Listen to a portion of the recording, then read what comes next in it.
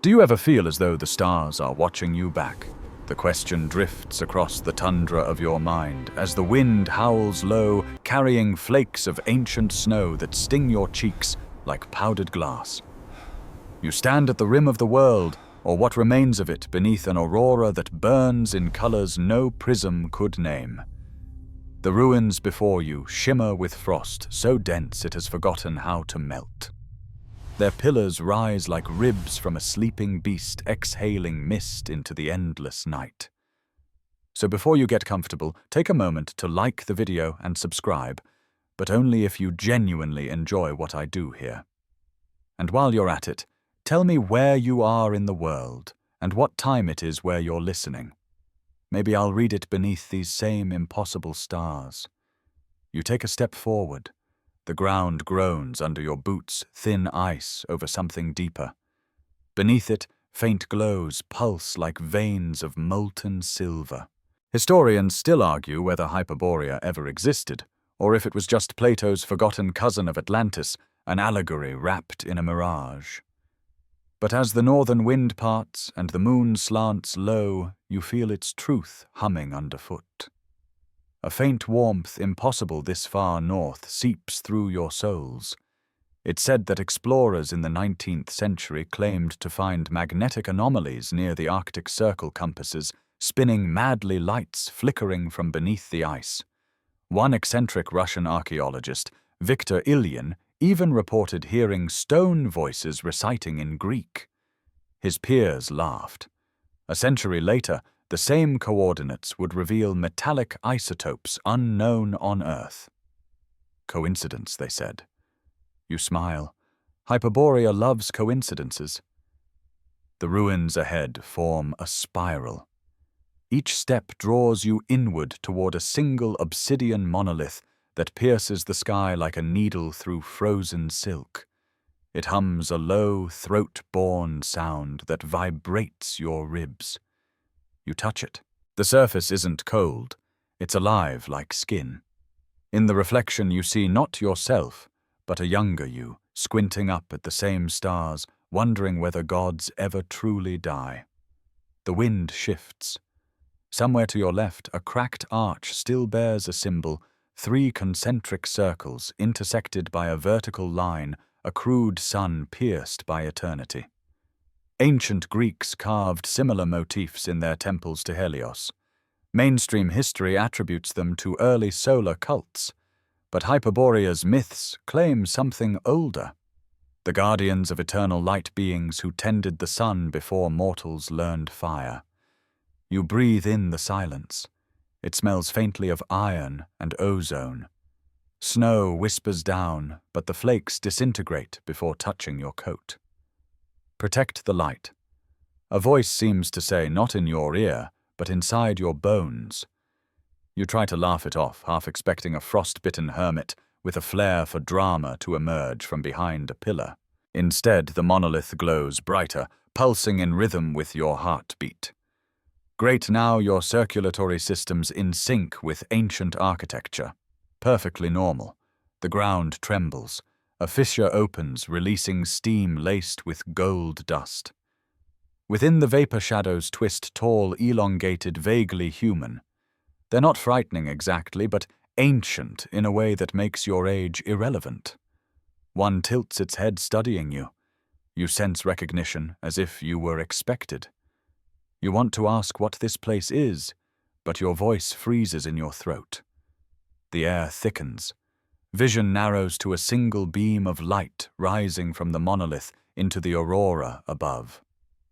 The colors twist, bending toward it like cosmic silk, being drawn into a spindle. For a heartbeat, the sky flickers, and you see beneath it not stars, but eyes, millions blinking in patterns of impossible geometry. You stagger back. The shadows retreat, dissolving into the frost. The monolith dims. Silence returns, heavy and fragile. You exhale fog curling from your lips. The aurora hums again, softer this time, like a lullaby sung through centuries. Far to the east, a glint catches your eye. ice cliffs rising over a sea smoother than glass. They call to you in a way that promises answers or madness, perhaps both. Somewhere beyond those cliffs lies the mirror sea, where reflection and revelation share a face. But before you move, you look once more at the sigil on the arch. Its circles seem to turn slowly, grinding like gears. You blink and they stop. Maybe your mind's playing tricks. Maybe it isn't. You recall that Herodotus once wrote of northern tribes who slept beneath a motionless sun and spoke with the guardians of the dawn. Scholars dismiss it as poetic exaggeration. Ancient people misunderstood polar seasons, they argue. But you've seen the impossible light, felt the hum of living stone. Hyperborea may have been forgotten, but it remembers you. Snow drifts across your footprints, erasing them. The wind dies. In the distance, the faint shimmer of the mirror sea pulses like a heartbeat, waiting for your step. You tighten your scarf, feel the weight of unseen eyes, and move forward because you already know that to stay still here is to vanish like breath in winter. And somewhere beneath the layers of myth and frost, something stirs. It has waited too long. The path to the mirror sea is neither road nor river, but a memory of motion. You walk across plains of brittle frost that crack in constellations under your feet, as if the stars themselves were buried here, still trying to crawl back to heaven. The air is so still that even your breath sounds intrusive. You move carefully like someone tiptoeing through a cathedral made of glass. Ahead stretches the sea, vast, perfect, frozen, smooth as polished obsidian. It mirrors the sky flawlessly, but what it reflects is not quite what you see above. The aurora shimmers green overhead, yet its reflection glows crimson below, as though the ice remembers another sky. You crouch, brushing away snow. Beneath the thin crust, something glows faintly, a slow pulse like the rhythm of sleeping giants. Historians still argue whether ancient sailors truly spoke of Hyperborea or if they merely exaggerated tales of Arctic lands beyond Thule. One account from Pytheas of Massalia in the 4th century BCE describes a sea solid like lung tissue breathing underfoot. Modern scholars assume he was describing sea ice. You, however, are not convinced. The mirror sea feels alive. You test its strength with your boot pressing lightly. The ice gives a musical groan, deep and resonant, like a cello string struck in eternity. The sound doesn't fade, it travels outward, rippling light across the surface in perfect circles. The reflection of the aurora ripples with it, colors blending, reforming. For an instant, the sky below looks more real than the one above. You step onto it. The first sensation is vertigo. Up and down lose meaning. You feel suspended between twin heavens, walking along a thread of eternity. Each step echoes not in your ears, but inside your ribs. The hum you felt from the monolith returns, aligning your pulse with the world's heartbeat. You half expect a tourist sign. Welcome to Existential Crisis Bay, but the humor evaporates in awe. Far on the horizon, a faint structure juts from the ice, a ring of pillars encircling a pit of shadow. You head toward it. The journey takes longer than it should. Distances here stretch and fold like reflections in warped glass. You stop once, kneeling to examine strange patterns embedded within the ice glyphs, resembling constellations, yet none match known star charts. One looks like an hourglass made of wings, another a hand reaching for a broken circle. You trace a line between them, and faint warmth radiates upward as if acknowledging your touch. A sudden crack snaps the silence. You spin around. A fissure splits the ice behind you, snaking outward like lightning frozen in motion. From the gap rises a mist, shimmering faintly blue. It whispers voices overlapping in languages you almost recognize, Greek, Old Norse, something older still. They murmur of keepers of the light chains of dawn and the hollow sun. The phrase hollow sun lodges in your mind like a thorn. A historical aside surfaces in early 17th century Europe. A fringe astronomer named Edmund Halley, not content with discovering his comet, proposed the Earth was hollow, containing inner suns. His theory was ridiculed, yet a cult in St. Petersburg later blended his writings with apocryphal Hyperborean myths, claiming the true dawn shines from inside the world. They vanished during a blizzard in 1823, leaving only charred notebooks filled with circular diagrams. The Russian authorities called it mass hysteria. You call it foreshadowing. The ice hums again, louder now. You reach the pillars, massive fluted things carved from transparent stone, taller than any cathedral spire. Each bears an emblem of a winged eye. The pit they encircle is bottomless, reflecting nothing. You peer down, and the world tilts. The reflection of the sky and sea merge, and for a dizzying second, you glimpse both one burning with auroral fire, the other churning with slow galaxies. Between them lies your face, split by shadow. You hear footsteps, soft, deliberate. Someone or something walks toward you from the other side of the circle. You brace yourself. The figure appears robed in light that flickers like candle flame caught in wind. Its face is unreadable, as if painted on shifting smoke. It speaks, voice echoing as though from the bottom of a well. You walk the twin paths, it says, above and below. You remember the sun that forgot its name. You open your mouth, but only frost comes out. The figure tilts its head. Do not speak yet. The sea listens. It gestures toward the pit. They sleep there, the first flame bound by mirrors. When the sky breaks, they will wake. Who are you? You manage to whisper. The figure pauses. A reflection of what you might become. Then, with a gesture like brushing dust from a book, it dissolves into 1,000 motes of light that sink into the ice. The pillars vibrate. The pit begins to glow softly at first, then brighter until the whole circle blazes with amber light. Shapes move within it, wings perhaps, or flares of molten fire. You step back instinctively, heart pounding. The sound it makes isn't thunder, it's breath. The sea exhales, sending a warm gust across your face. For the first time you realize the cold has vanished. Somewhere far above the aurora shifts shape, forming the faint outline of a colossal hand reaching downward. The reflection in the ice mirrors it perfectly, but inverted, reaching up. When their fingertips almost meet, the light dims like a held breath waiting to be released. Then silence. The pit fades. The warmth drains away. Only a faint shimmer remains, pulsing in time with your heartbeat. You stand there trembling, caught between terror and reverence. You look once more into the ice. For a heartbeat, your reflection isn't yours. The face looking back wears a crown of light and eyes that remember suns uncounted. Then it's gone, replaced by your own bewildered expression.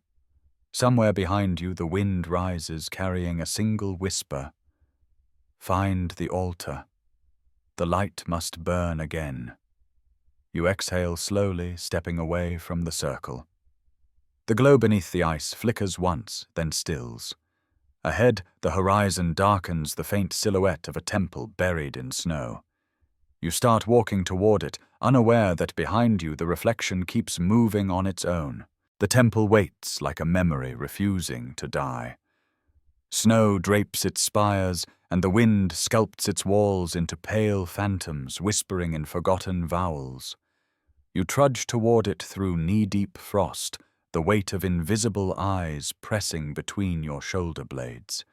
Each breath feels heavier than the last, as though the air itself mourns what you are about to find. The altar of the first flame. Even the name feels dangerous when thought too loudly. The temple's gates hang half open, their hinges crusted with centuries of ice that weeps under faint warmth. Inside, the air tastes metallic, charged like the moment before lightning strikes. Faded murals line the walls, tall figures bending over a sphere of light, their faces erased by time. Beneath them, the floor glows faintly in patterns of spiral lines converging on a single dais at the center. You step closer. There it is, the altar. A block of dark crystal that hums softly, almost bashfully, as if embarrassed by its own divinity. It's cracked down the middle, and in that fissure smoulders a faint ember, dull but stubborn, pulsing like a half-dead heart. You kneel beside it. Heat brushes your face, gentle but commanding. Historians still argue whether ancient fire cults truly originated in the Arctic. The prevailing theory says fire worship began in Mesopotamia around 2000 BCE, with the Zoroastrians later giving it cosmic significance. Yet a few fringe researchers claim older Arctic petroglyphs depict flame vessels predating Sumer by millennia. The idea was dismissed too cold, too remote, too mythical. And yet here you are, cheeks warmed by impossible fire. You place your hand near the crack. A sound half sigh, half growl vibrates through the altar. For an instant, images flash before your eyes, mountains of glass, seas of liquid silver beings woven from starlight, kneeling to feed the flame with their own breath. You feel them burn, not in pain, but devotion. When the vision fades, the ember pulses brighter. You whisper without meaning to, "I remember you." A sudden laugh escapes your throat, half nervous, half disbelief. "Great," you mutter. "Now I'm talking to an antique fireplace." Your voice echoes too loud in the vast silence, yet the ember flares slightly as if amused.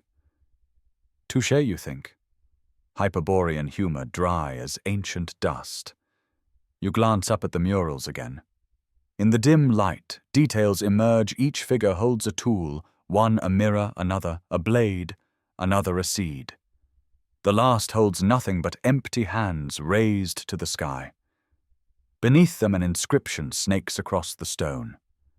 "When the breath of dawn fails, the light will seek the heart that remembers." You read it aloud. The flame pulses once, twice, then a beam of light shoots upward from the crack, striking the ceiling. The ceiling groans and begins to dissolve, not crumble but liquefy, dripping gold light instead of dust. The illumination spreads, crawling across the walls like molten vines tracing old sigils. They connect, converge, and suddenly the entire chamber seems to inhale. The light gathers at the altar's core and bursts outward in a wave of warmth that makes you stagger. For a heartbeat you see them, the guardians of eternal light, towering silhouettes of shimmering flame. Their forms shift, sometimes human, sometimes winged, sometimes abstract patterns of energy. Their voices overlap in harmonic resonance, filling the air with sound too complex for words. One steps forward. Its face flickers part sun, part reflection of your own features. You remember the oath it says, though its mouth never moves. You shake your head. I don't. You will. The vision falters. The guardians fade back into the light which now swirls gently above the altar like smoke. You reach out, brushing the air. It's warm, alive, responsive. Tiny motes of light cling to your fingers, then sink into your skin, leaving faint golden veins glowing beneath the surface. You stare. "Okay," you murmur, "definitely going to need more sunscreen." Outside, a low rumble shakes the temple. Snow tumbles from the ceiling. The flame at the altar flickers again, brighter, wilder, as if struggling against something unseen. You feel it tugging at your heartbeat, sinking again, drawing power. The crack in the altar widens, and from within spills a radiance so pure it burns away shadow. You step back, shielding your eyes. Then it stops. The glow steadies into a perfect hovering sphere above the altar. The first flame lives again. For a long moment, nothing moves. Then somewhere deep in the ice, beyond the walls, a roar echoes a sound older than language rolling across the frozen plains. The flame trembles in answer. You realize with a chill that this awakening did not go unnoticed. A line from an old Norse saga surfaces in your mind. The North remembers every oath, even those sworn by silence. Scholars call that poetic invention, perhaps borrowed from later Christian imagery. But here, surrounded by walls whispering in light, it feels like a warning. You approach the flame again. It no longer feels fragile, but curious, aware. You reach out, and it stretches toward you, threads of light wrapping your wrist like ribbons. They don't burn, they hum. When they withdraw, a symbol remains imprinted on your palm, a spiral of 3 circles intersected by a vertical line. The same mark carved on the arch you first found. The mark of the guardians. You feel different, lighter, clearer, as if the world's frequencies suddenly align with your breath. The flame dims slightly as if satisfied. You whisper, "Thank you," unsure whether it hears. Then, behind you, the temple doors creak. A gust of freezing wind sweeps in scattering sparks of light. You turn, expecting emptiness, but a figure stands silhouetted against the snow, cloaked tall, crowned with frost. Their eyes gleam faintly blue. "You should not have done that," the stranger says softly. "Now it will begin." The wind rises. The flame flickers again, uncertain. You open your mouth to speak, but the stranger steps backward into the storm and vanishes, leaving only footprints that fade almost instantly under drifting snow. You stand alone before the living altar heart hammering. Outside, the horizon flashes once, with distant lightning. No storm, just raw energy rippling through the fabric of night. The first flame hums, answering that call, as if recognizing an ancient adversary, or perhaps an ally stirring awake. You breathe out slowly, watching the frost turn to steam before your face. Somewhere beyond the temple, through ice and shadow, the next sign waits, a sound rising from beneath the frozen cliffs, a faint harmony, like singing. The choir beneath ice has begun to stir. The sound reaches you first, thin crystalline like glass rubbed by unseen fingers. It vibrates in the marrow, not the ear, a music too fragile for mere air to carry. You step outside the temple and feel it pulse through the ice itself, as though the world beneath your feet hums in chorus. The aurora flickers, dimming to make room for this strange melody. It isn't wind, and it isn't imagination. It is song. You follow it down the slope behind the temple. Snow crunches beneath your boots, then gives way to smoother ground, an incline of pure, translucent ice. Beneath the surface, shadows shift, moving in slow rhythm. You kneel, pressing a gloved hand to the ice. It thrums like the skin of a vast drum. Somewhere below, something sings. Historians still argue whether early Arctic tribes practiced ice resonance rituals. Some accounts from 19th century explorers, especially Fridtjof Nansen, mention indigenous drummers who played the glaciers themselves, striking the frozen surface with carved antlers to produce long, sustained notes.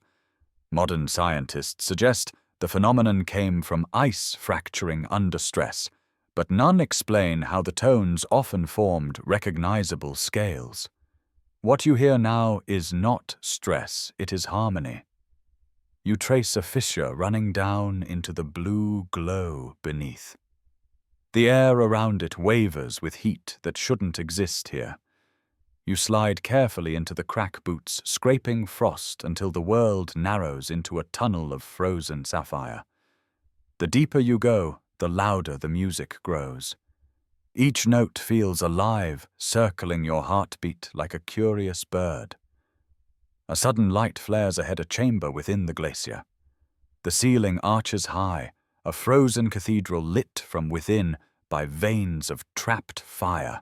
In the center stands a ring of tall figures encased in ice arms raised toward one another. Their mouths are open, mid-song. You realize the sound doesn't come from them, but through them, the ice itself carries their voices across time. Their faces are serene, inhumanly so carved by patience rather than flesh. Between them, faint ripples of air shimmer waves of vibration frozen mid-motion. You move closer. Warm breath fogs your visor. When your fingers brush the nearest figure's frozen robe, the entire hall trembles as if noticing you. The choir changes pitch.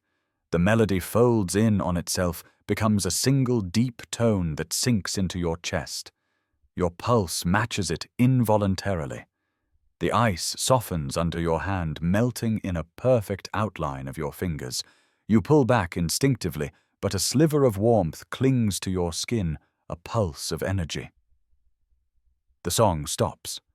Then one voice remains. Why wake the sleeping? It asks, not angrily, but with weary amusement. The sound comes from everywhere, the ice vibrating like a vast throat. I didn't mean to. You whisper. I heard you. Then you remember. The frozen figures shift slightly, a ripple moving through them. One of the statues blinks, slowly. Inside its chest, faint orange light flares. We are the choir beneath ice. We sang when the first flame dimmed. Our song held the light captive until its keeper returned. You mean the guardians. The figure inclines its head, frost crackling. Names melt like snow. We remember harmony, not hierarchy. The light sings through all things, even through you. You half laugh, half shiver. I can't even hold a tune. The voice that answers almost sounds like a chuckle, yet you carry its rhythm. Another statue stirs, and then another.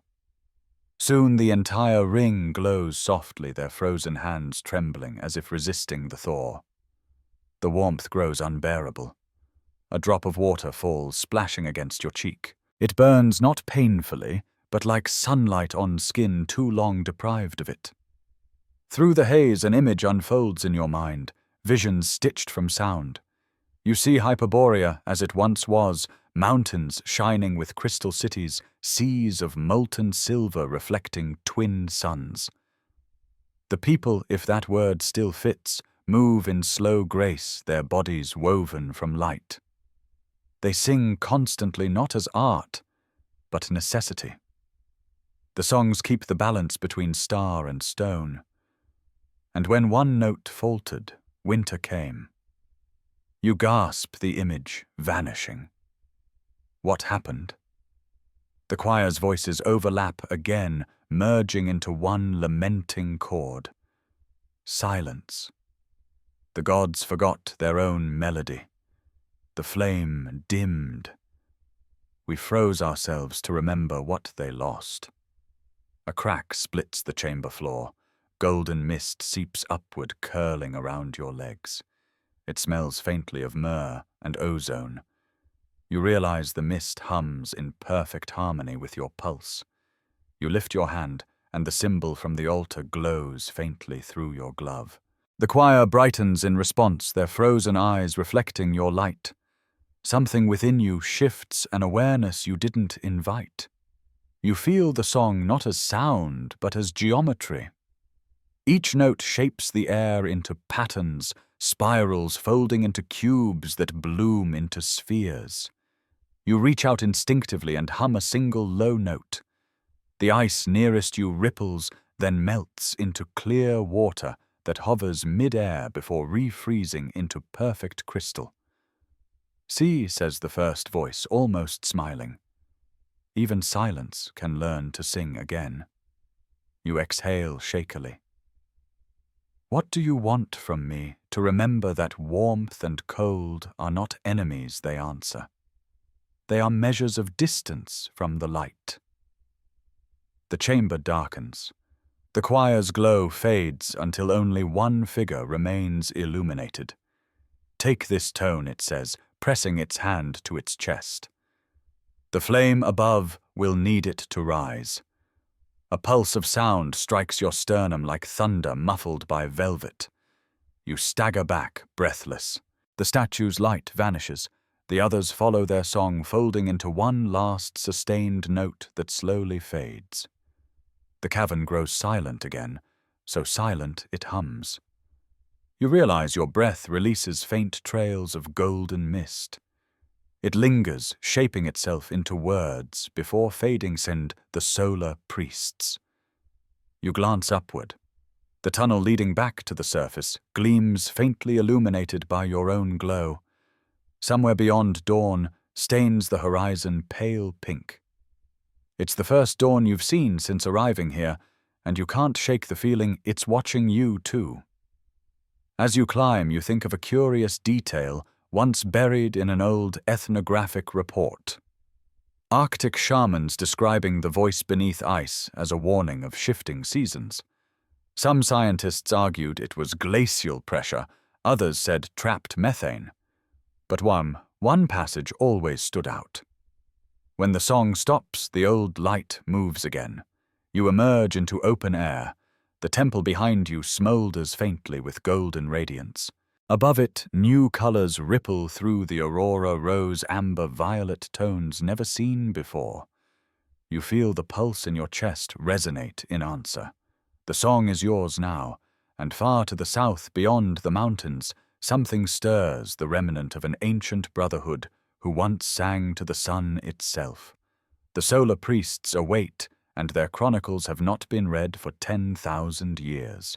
You begin your journey south, where the frozen winds mellow into valleys of blue, shadow, and stone. The dawn still bleeds across the horizon, its light weak, tremulous, as if unsure whether it has permission to return. You walk toward it, guided by the faint rhythm pulsing within your chest, the gift of the choir beneath ice. It hums like a compass that only understands music. The landscape changes subtly.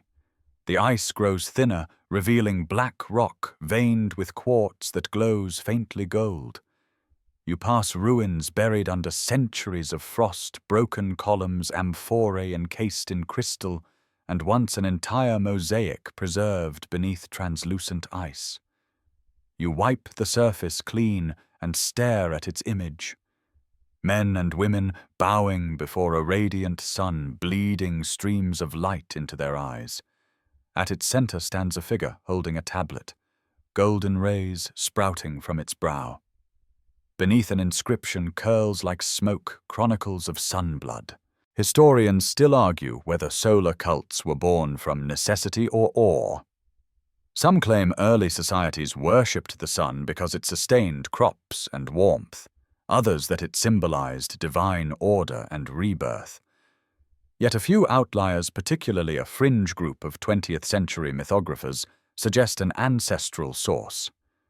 The Hyperborean solar priests said to be the first to record sunlight itself, not in ink, but in blood illuminated by the dawn. You find their ruins at midday, or what passes for midday here, a moment when the sun merely hesitates near the horizon instead of hiding. The entrance lies beneath an arch carved with patterns of flame and feather, leading into a long descending corridor. Walls shimmer with embedded gold flakes that catch the light from your torch and multiply it 100-fold. It feels less like entering darkness than stepping inside a prism. The air thickens warm and dry. You smell dust, parchment, faint traces of oil. Somewhere deeper, something glows steadily. A hearth still burning after millennia. You reach a vast chamber lined with tablets, thousands of them, stacked in circular tiers like the rings of a sun. Each tablet hums softly when you pass, resonating to the rhythm in your pulse. You place your hand on one. Symbols flare to life, dancing across the surface in molten script. The first line pulses, then resolves into words. We who bled for dawn remember its true color. A thrill runs through you. You read further. The text describes the birth of the first flame, not as myth, but as science older than science. a fragment of stellar consciousness encased in matter gifted to mortals by beings who feared extinction. They fed it with their own life essence, creating the guardians of eternal light, both priests and prisoners of radiance. Each guardian carried sunblood, an energy linking their heartbeats to the celestial rhythm. As your eyes trace the words, warmth blossoms in your veins. For a moment you glimpse what they saw, galaxies pulsing like lungs, the cosmos breathing light into itself. You feel infinitesimal and divine. Then the tone changes. The next tablet speaks of betrayal. The light sought balance, but man craved dominion. The priests turned their faces from the true dawn and built mirrors to enslave it. You see visions, towers of glass, siphoning sunlight into vats, mortals drinking radiance until their shadows vanished. One by one their bodies crystallized, trapped between human and star. To contain the disaster, the remaining priests sealed the flame beneath ice, singing themselves into slumber. The choir you awoke. You pull your hand away, heart racing. The warmth under your skin flares, and for a moment veins of faint gold glow across your arms. You laugh nervously. Solar eczema, you mutter. Perfect. The echo sounds unconvincing even to yourself. On a dais in the center of the chamber stands a single unbroken tablet larger than the rest. Its surface gleams like polished bronze, its edges engraved with the same three-circle sigil you bear. You step closer. As you do, the rhythm in your chest quickens, syncing with a pulse from the tablet. You touch it, and the chamber dissolves in light. You stand in a field of blazing sunflowers, though these are not plants, but luminous patterns spiraling outward, fractal and alive. A figure approaches across the brilliance, tall, robed in gold dust eyes, hidden behind a mask shaped like the sun's corona. When they speak, the world vibrates. Child of warmth and frost, says the figure you carry, both silence and flame. Do you know what you are? You swallow. Confused. The masked priest chuckles, a sound like dry leaves catching fire. A fitting answer. Confusion is the first proof of awakening. They gesture toward the endless field.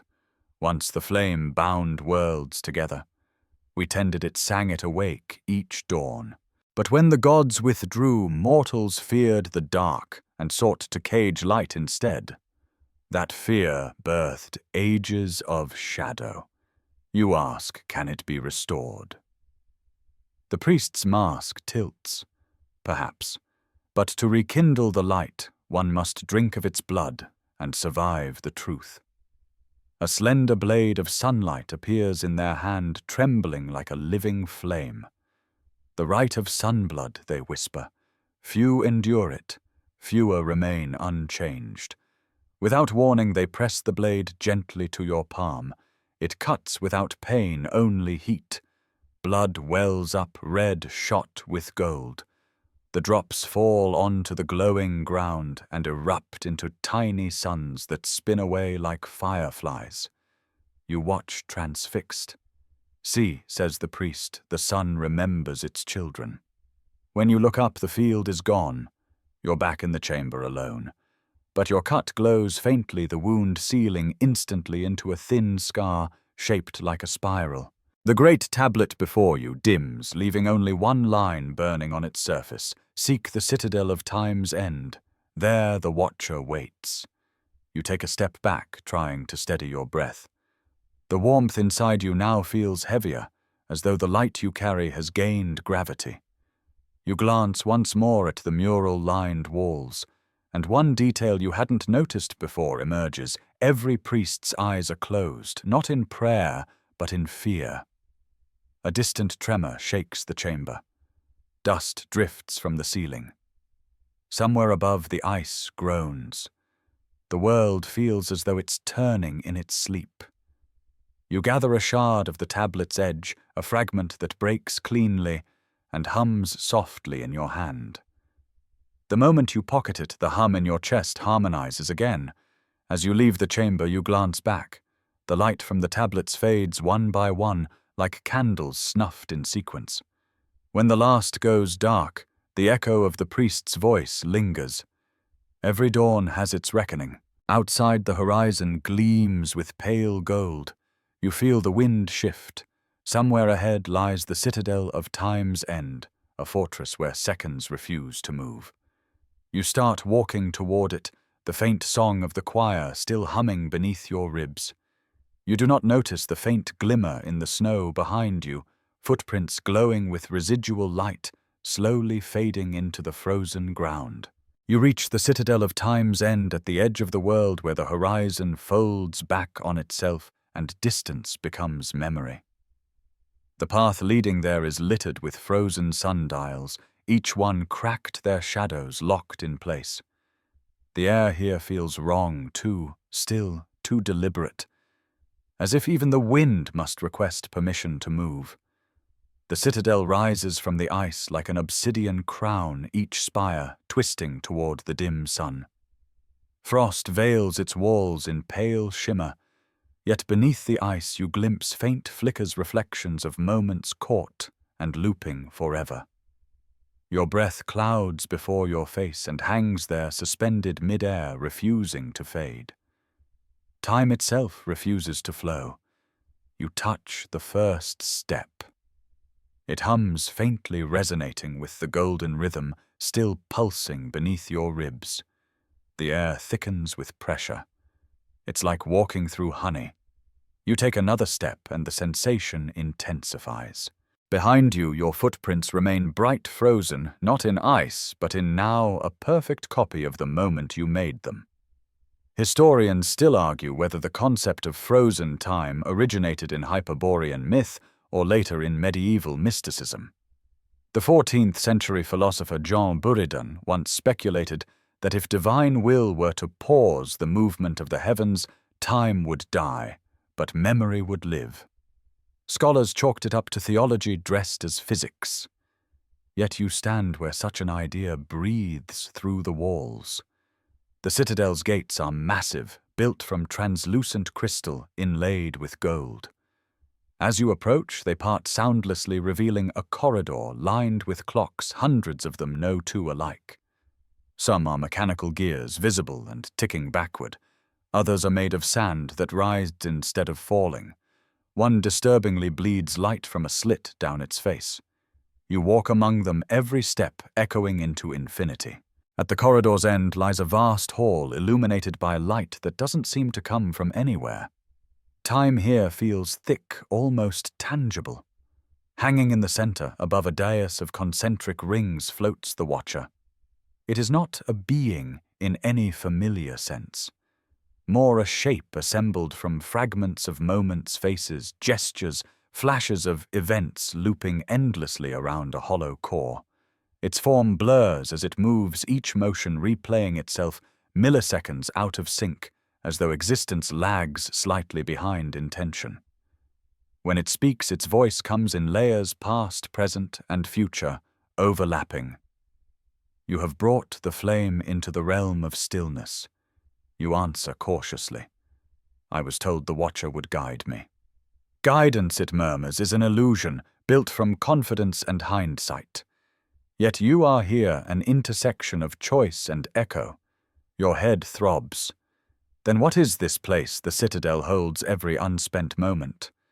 When the gods departed, they feared time's hunger. They chained it here under my gaze. Without the flame, time would consume itself. You glance at the rings beneath the Watcher's form. They turn slowly, each inscribed with symbols glowing faintly red.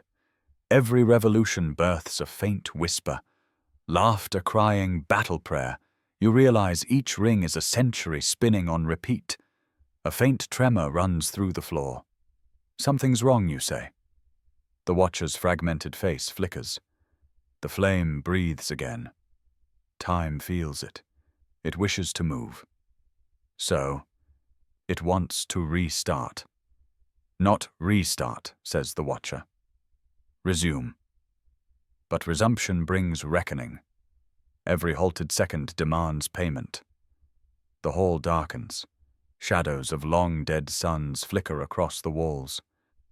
You see visions, Hyperborean cities collapsing in reverse, priests undying, their blood flowing back into their veins. Time unfreezes them moment by moment, but their faces twist in confusion, remembering death while living again. You take a step forward. How do I control it? The Watcher laughs softly, a sound like glass shattering underwater.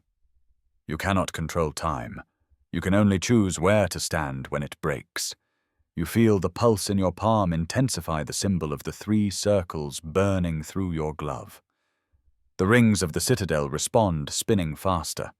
The voices grow louder, overlapping until they form a single desperate chorus. Images flash in your mind, the mirror sea shattering the choir, screaming beneath ice, the solar priests turning to light. All of them caught between seconds, waiting for release. The Watcher's tone softens. There is a way to bear its weight. The flame must be anchored not in stone or sky, but in breath. In me, you whisper. It already is. The realization lands heavy as gravity. You've carried the rhythm of the flame since the moment you touched the altar. Every heartbeat, every shimmer of warmth under your skin is a fraction of Hyperborea's lost dawn. The Watcher lowers its hollow center, aligning with your chest. Let me see your pulse. Instinct says run, but reverence keeps you still. The Watcher extends a hand of translucent motion, touching your sternum. Time folds inward. You see everything, centuries overlapping like ripples in molten glass. You watch mountains rise in reverse, stars collapse into sparks. Your own birth unwinding into light. For a heartbeat, you are the axis of all possible presents. Then the Watcher withdraws. The flame accepts you. But beware, the more it burns, the more it hungers for its reflection. Its form flickers violently. Cracks appear along the hall, leaking golden dust. The citadel groans. You stumble back as the air vibrates with collapsing time. The clocks along the corridor explode one by one, gears spinning into oblivion. Go, the Watcher says, voice splintering. The next breath will belong to history. You run the world disintegrating behind you. The gates slam shut the instant you cross them, sealing the citadel in a prism of frozen light. When the dust settles, silence returns, but the sky looks different. The aurora now moves forward again. The sun, faint and flickering, begins to climb above the horizon for the first time in what might have been millennia. You collapse to your knees, gasping. The warmth in your chest feels stronger than ever, too strong, almost searing. You press a hand to it and feel time pulsing beneath your skin, synchronized with the turning of the new sun. Somewhere in the distance, faint shapes rise, a valley of ruins awakening in the light. You know what lies ahead, the library of breath, where the words of the gods themselves still linger, waiting for a living throat to speak them once more. You rise slowly, every motion echoing twice, once in the present, once in the ghost of moments catching up. Okay, you mutter under your breath, voice trembling with awe. Let's go find out what eternity's been reading. And for the first time since Hyperborea began to thaw, time moves with you. The valley unfurls before you, rippling with mist that breathes in and out like a living lung. Every exhalation releases warmth. Every inhalation gathers frost. The ground beneath your boots hums faintly, resonating with the rhythm of the flame within you. The light of the newborn sun lies heavy over everything, pale and hesitant, as though relearning how to shine. You follow the hum until it becomes a murmur, and the murmur becomes a whisper of voices, soft, ancient, overlapping. They draw you to a structure half buried in snow and crystal dust. Its entrance gapes like a yawning mouth carved into the side of a hill. Across the lintel, symbols spiral in gold and silver, shifting. As you look at them, as though unwilling to be read by mortal eyes, The air inside tastes of parchment and ozone, of words spoken long ago and never taken back. This is the library of breath, where Hyperborea's gods recorded their thoughts not with ink but with living sound. The moment you cross the threshold, your ears pop, and a strange pressure settles in your chest, as though the atmosphere itself is watching, listening. You light your torch, though you scarcely need it. Faint lines of golden mist outline rows of towering shelves, each carved with mouth-like openings instead of books. You realize with dawning awe that each one breathes. Tiny puffs of vapor rise and fall from their hollow lips in slow, rhythmic cycles. The library is alive. Historians still argue whether myths of talking libraries originated in the idea of oral traditions, where wisdom passed by voice rather than text. Some point to the Egyptian concept of the living word, the belief that divine names themselves were entities. But an odd 1911 expedition journal found near Greenland describes glacial caverns that spoke with sighs of wind through hollow tubes. The entry's final line simply read, "They know too much of silence." You step deeper.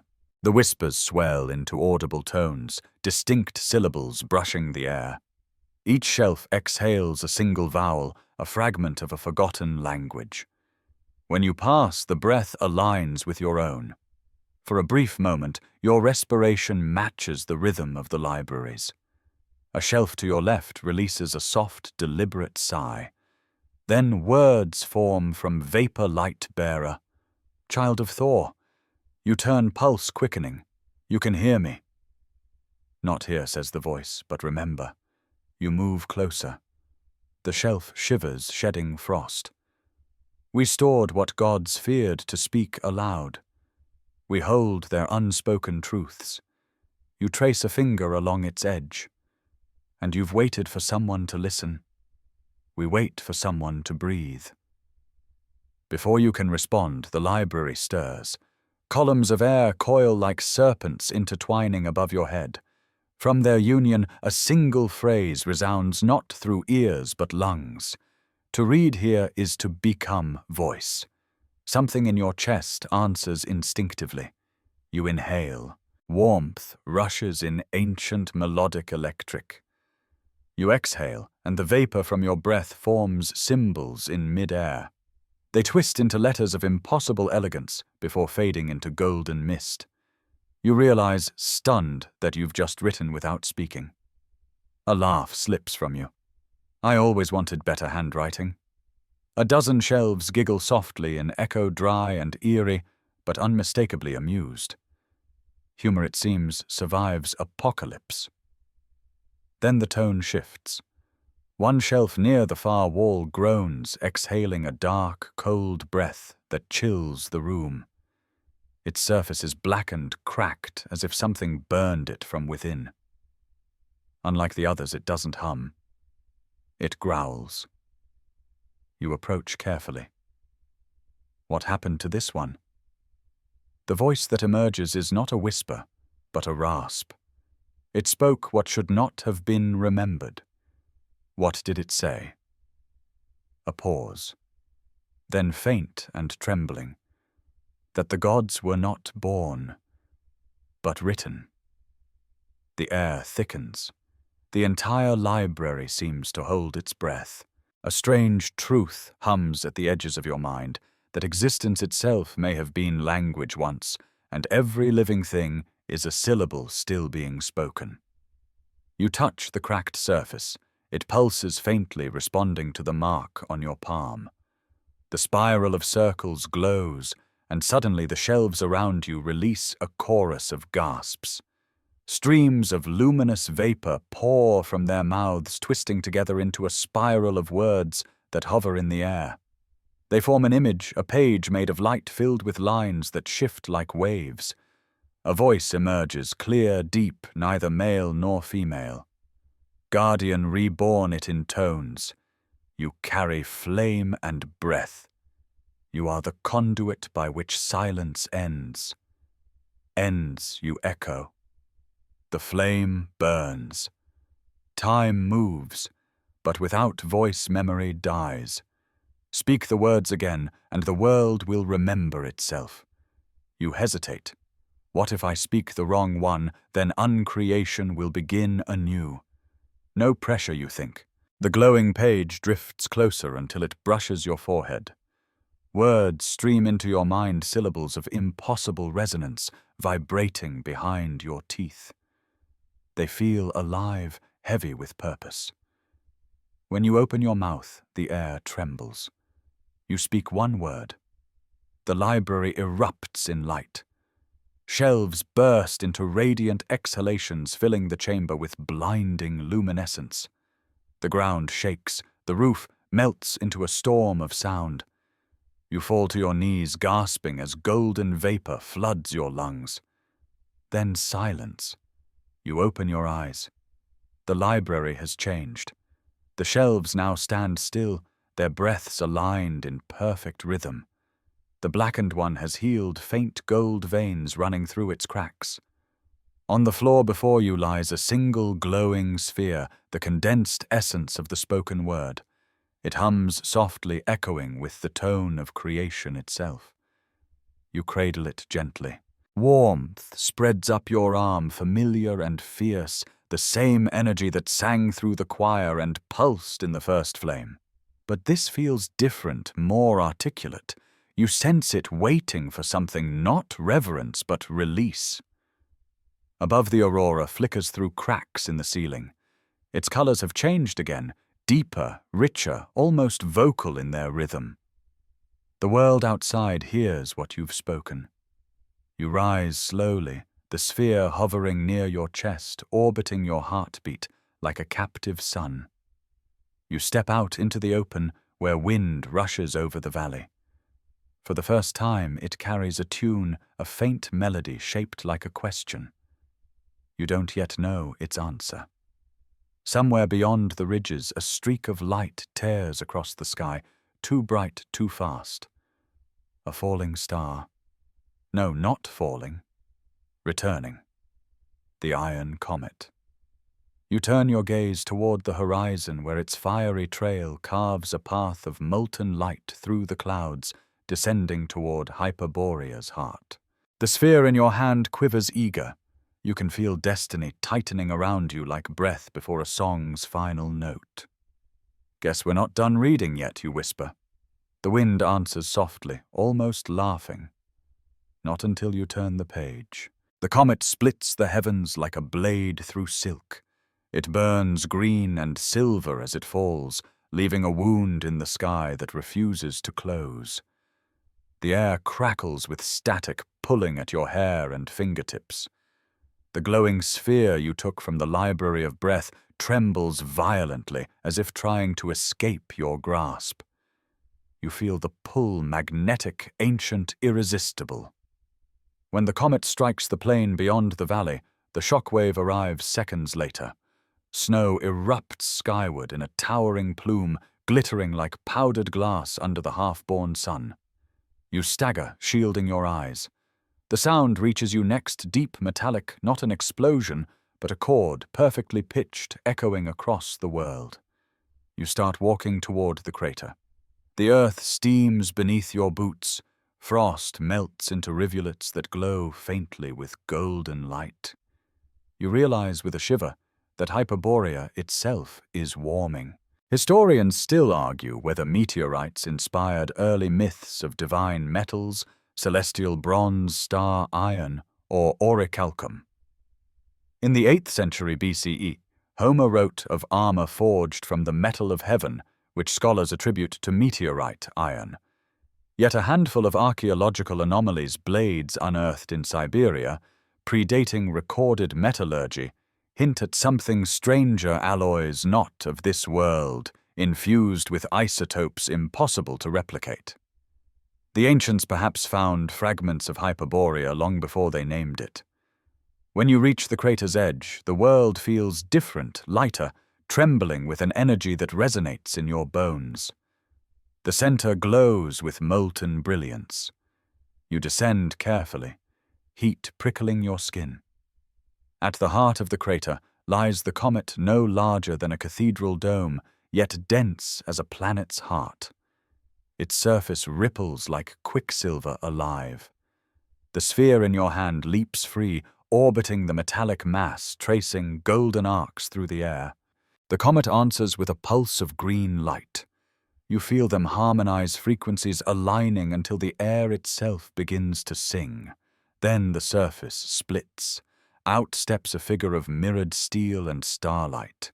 Its eyes burn white, its face featureless except for faint ridges where emotions might have been carved.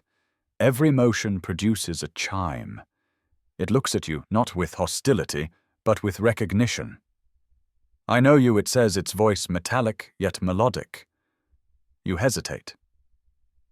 That's funny. I don't remember subscribing to cosmic déjà vu. The figure tilts its head. You carry the flame. You speak the breath. You are the anchor we lost when the gods fled the furnace. Who are you? I am what fell when thought became matter. I am one of the iron spirits, the smiths who forged the vessels of dawn. It gestures to its chest, where veins of molten silver pulse like circuitry. When the first flame waned, we fell to sleep within our own metal, waiting for resonance. Now you have sung it awake. You step closer. The heat should kill you, yet it feels almost gentle. Then the comet wasn't destruction, it was rebirth. Rebirth, it repeats, tasting the word like iron on the tongue.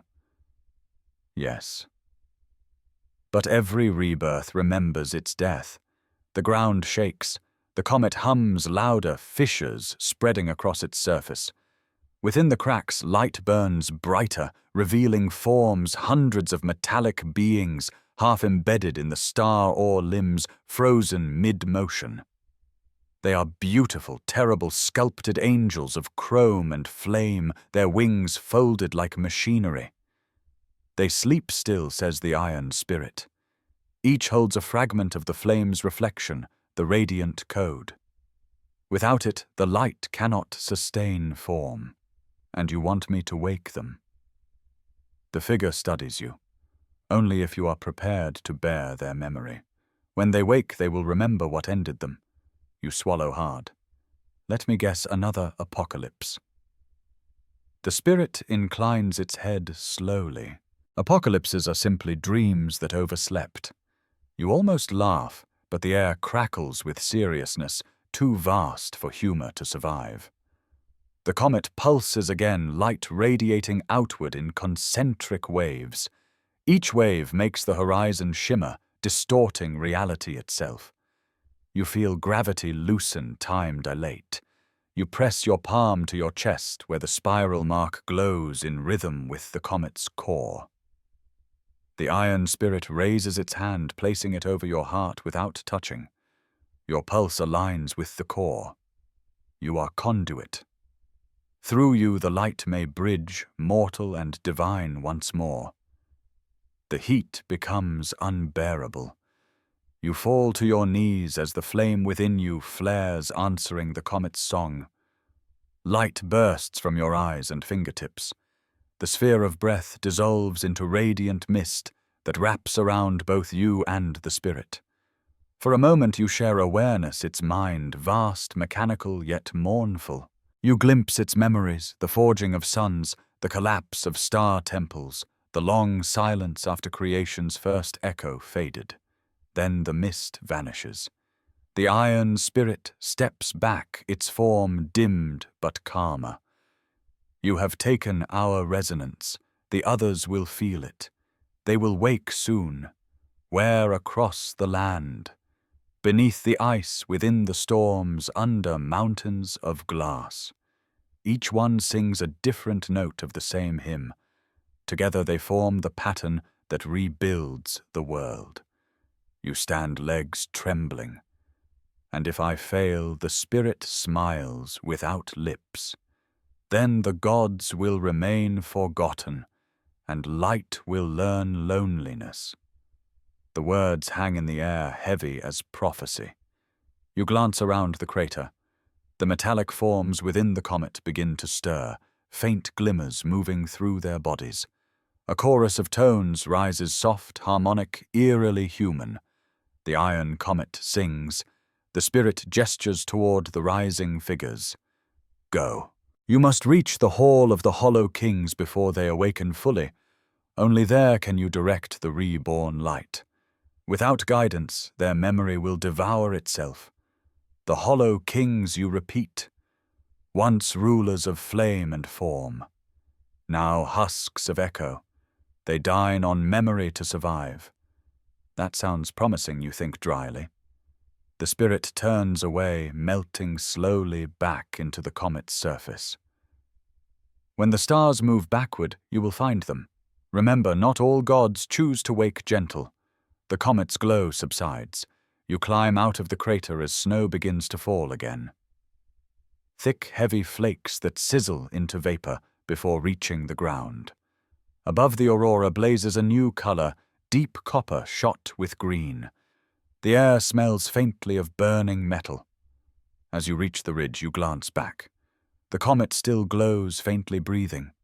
Beneath its skin, the iron spirits shift like dreams in molten sleep. Their song lingers, fading into the whisper of wind. You exhale, and the mist of your breath glows gold for a moment before dispersing. Somewhere beyond the horizon, the Hollow Kings are stirring from their feast.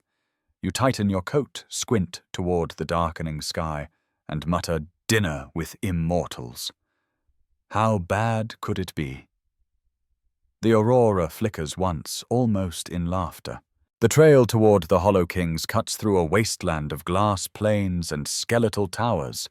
What once might have been palaces, now melted into flowing stone by the comet's heat. The light of the newborn sun shimmers faintly across the horizon, but it gives no warmth. It feels ceremonial, as though pretending to be dawn while the real one waits its turn. You walk for hours or maybe minutes. Time feels less obedient now. The pulse in your chest keeps steady rhythm, though each beat echoes faintly behind itself like a delayed heartbeat from another world. You crest a ridge, and there it is, a vast amphitheater carved into black rock.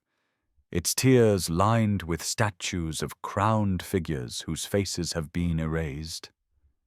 In the center stands a long table of obsidian, laden with bowls of light that swirl like captured nebula. This is the feast of the Hollow Kings. Historians still argue whether the Hollow Kings of Hyperborean lore were real rulers' divine metaphors or psychological archetypes. The earliest known reference appears in a fragment of Pindar. They who feast upon remembrance shall never starve. Scholars assume it's poetic metaphor. You suspect he was just being literal. The ground trembles faintly as you descend into the amphitheater. The air is thick, syrupy with resonance. You smell smoke, honey, and something faintly metallic like memory overheating. At the edge of the obsidian table you see motion. One of the statues exhales a cloud of white vapor. The next follows. One by one the Hollow Kings awaken. They rise slowly, their robes whispering like dry parchment. Their faces remain blank, yet you sense gazes weighty, ancient, ravenous. Each carries a cup fashioned from the skull of a forgotten creature, filled not with liquid, but with faintly glowing mist. One raises its cup toward you. Guest of warmth, says a voice, soft but resonant. We dine tonight on what was and will be. You swallow. And what exactly are we eating? Remembrance, another answers. The banquet of eternity. A third speaks its tone amused. Do not fear. We consume only what is given. I don't remember offering anything you say carefully. The first king tilts its head. Not yet. They motion for you to sit. A chair forms beside the table, molded from darkness and light, as if sculpted from opposing dreams. You hesitate, but the flame in your chest calms. Its rhythm aligns with the hum beneath the ground. You sit. The bowls before you pulse softly, each filled with a different hue. Crimson, azure, gold, violet. They swirl like captured thoughts. One king dips a hand into the crimson bowl and lifts a thread of light to its lips. This, it says, is the taste of battle songs. Bitter but sustaining. Another gestures to the violet. And this poetry. Sweet, but it fades too fast. You lean forward mesmerized. You eat memories. We preserve them corrects the first. The gods gave us the task of keeping all that was too heavy for light to carry. Every forgotten dream, every unspoken fear. We are the graveyard of meaning. You glance at the empty faces around you and realize with a shiver that each voice carries a faint echo of humanity. Young, old, male, female, all blended in timeless harmony. They are everyone and no one. A king nearest you gestures at your chest. But you bring warmth, breath, song. You are full. I'm still learning what that means. The kings murmur softly. One leans forward. Would you share some of it? You hesitate. How touch the bowl? Think of a memory you can bear to lose. You stare at the golden bowl nearest you. The surface ripples like liquid sunlight. Slowly you reach out. Images flood your mind, frozen nights under alien stars, the choir's song, the solar priest's warmth, laughter echoing across ice. You search deeper to the part of you that aches for what you once were. Before this journey began, your first sunrise, your first fear, you release a single image, a small fire burning in human hands. The bowl flares, swallowing it whole. The memory fades, not gone, but blurred like a word half remembered. A strange relief follows. The hollow kings sigh in unison, satisfied. We thank you, they say. Memory is nourishment. Yet beware too much loss, and you will forget why you walk. You nod. I'll try to keep some leftovers. One of the kings laughs softly, a sound like wind through hollow reeds. Humor it, muses. A rare flavor here. They return to their feast hands, moving rhythmically, consuming the glow of forgotten things. But as they eat, the air grows colder. The bowls dim. The king's movements slow, their forms flickering like candlelight in storm. What's happening, you ask? The first king looks up. The flame burns again. Its light drains us. We were made to guard the dark between breaths. If dawn rises, we fade. You stand. Then stop feeding. Step into the light. A murmur of disquiet passes through them. We cannot seize another. Our hunger is our purpose. The air shivers and cracks spread across the obsidian table. The bowls tremble. You feel the warmth within your chest react. The flame wants to heal, to fill the emptiness. But if you unleash it, it might consume them entirely. Let me share the warmth, you whisper, stepping forward. Just enough to remember joy. The hollow kings hesitate, their faceless heads turning toward one another. Then the first nods. Very well, keeper of light. Feed us life if you dare.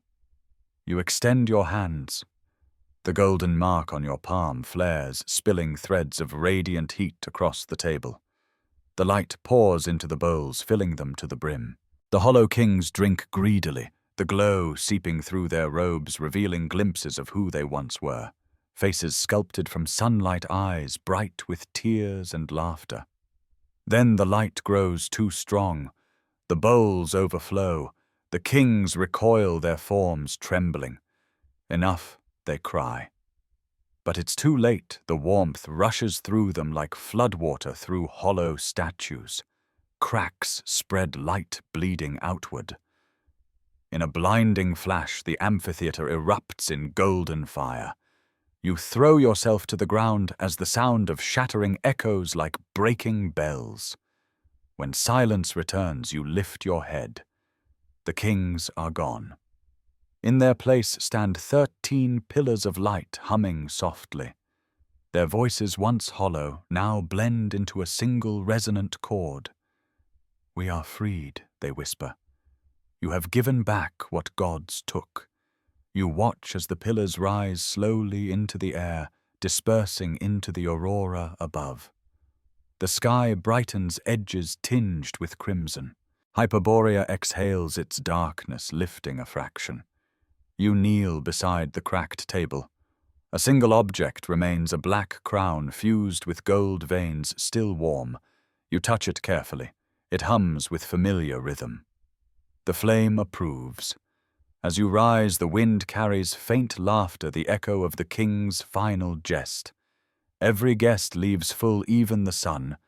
You smile, shaking your head. Guess I'm paying the check after all. The horizon glows again, faint and green. Beyond it lies a forest shimmering with crystalline blossoms, the garden of unfinished souls. You feel its pull before you even see it. The warmth in your chest swells, equal parts dread and wonder. You start walking toward it, footprints glowing faintly behind you like notes in a forgotten song. The path to the garden of unfinished souls winds through a canyon where frost grows in petals and echoes bloom like flowers. The air is sweet, perfumed with scents no botanist could name, something between incense and memory. Every few steps a shimmer ripples across the ground, and where your boot lands, a faint after-image remains glowing like phosphorescent moss. You feel as though you're walking across the skin of a dream. The flame within your chest flickers, no longer the steady heartbeat it once was, but a living thing, curious, restless. It hums to the rhythm of unseen wings. The wind, gentle now, carries whispers. Some laugh softly, others weep. One voice, close, feminine, almost kind, says, "Don't look back when they call." You crest a ridge, and there it is, the garden. A vast plain unfurls beneath a canopy of faint auroral light, glowing in hues of coral and emerald. The ground is carpeted in translucent blossoms that sway through there's no wind. Each flower has a human face within its petals, eyes closed, lips moving as if murmuring prayers. Between them rise trees made of crystal, their branches heavy with fruits of light, pulsing slowly like sleeping hearts. The air hums with the resonance of unfinished songs. Historians still argue whether the souls in bloom motif of Hyperborean myth inspired later European grave gardens. The idea appears in Norse poetry, where memory flowers under frost, and echoes faintly in Buddhist lore about the rebirth of consciousness as lotus bloom. Yet the Hyperborean version feels stranger here. Rebirth is not reward, but repetition, a prayer without answer that grows roots in the soil of eternity. You descend carefully into the field of faces. The nearest blossom stirs as your shadow crosses it. Its eyes open startlingly human liquid gold. "Are you the keeper?" it asks softly. You kneel. "I'm passing through." All who enter pass through it, whispers. Few continue. Another nearby blossom laughs quietly. They always say that. You look around. Hundreds of faces have turned toward you all, whispering, murmuring, overlapping, until the sound becomes a gentle ocean. Their words blend regrets, promises, fragments of prayers left unfinished. You realize suddenly what this place truly is, every vow, every song, every dream abandoned before completion.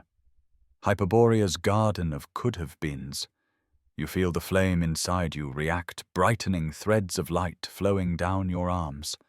The blossoms respond, petals, trembling voices, harmonizing into a low, aching chord. A figure steps out from behind one of the crystal trees, a woman woven from light and shadow. Her gown translucent as mist, her hair a cascade of silver smoke. Her eyes carry centuries of uncried tears. "You've come," she says softly. "The last keeper sent word through the roots." You bow your head slightly. "You mean the Hollow Kings?" "They still eat?" she asks with a faint smile that hurts to see. "They've gone, you say? Released, I think?" Her expression flickers. Grief and relief tangled. Then the balance shifts again. "Who are you?" you ask. "I am the gardener," she replies. "Once I was the first dreamer, the one who sowed prayers into the soil so that even forgotten words might bloom again. But I grew tired, and the prayers kept growing without me." You glance around at the countless faces. Can they be freed? Only if the one who carries the flame gives them breath. You hesitate. "If I do that, what happens to me?" "Perhaps nothing," she says. "Perhaps everything." Her tone is kind, but you hear the exhaustion beneath it, the way gods and caretakers sound when eternity becomes routine. She kneels beside a flower whose face looks almost peaceful. This one sang for a child who never heard the song. It bloomed without voice. Can you finish it? You inhale slowly, then exhale. The flame within you hums. A thread of golden vapor leaves your lips, curling through the air before touching the flower. The blossom shivers. Its eyes open fully. It smiles. "Thank you," it whispers and dissolves into a spray of golden dust. A hush falls across the field. Then one by one other faces lift their voices, some laughing, some crying, some simply sighing as they too fade into light. The blossoms wilt not in decay, but in fulfillment, turning to starlight that rises toward the auroral canopy. The air fills with shimmering particles until you're surrounded by drifting souls. The gardener watches, smiling faintly. "You understand now why I stayed?" You nod. "It's beautiful." "Beauty," she says, "is the mercy of forgetting pain." A small irreverent thought slips through your oar. "You sound like someone who's read too much philosophy." She chuckles, a sound like wind through chimes. When your companions are prayers, you find ways to entertain yourself. But the laughter dies quickly. The ground begins to shake. The remaining blossoms tremble, their voices rising in sudden fear. You feel it too, the warmth in your chest, pulsing faster, almost frantic. The flame reacts to something approaching. From the far end of the garden, shadows gather. Not darkness, but absence, a black so complete it devours light. It rises like smoke taking shape, tall, indistinct figures, hollow as the kings, but colder. The unfinished, whispers the gardener. Those who refused to let go. They drink from the roots and choke the rest. You draw a breath. The air tastes sharp, metallic. Can they be freed? Only through remembrance, she says. Or destruction. You lift your hand. The symbol on your palm burns bright. The flame answers, swelling with light. The unfinished recoil slightly hissing like dying embers. You step forward. The warmth spills from you in waves, illuminating the darkness, forcing form upon the formless.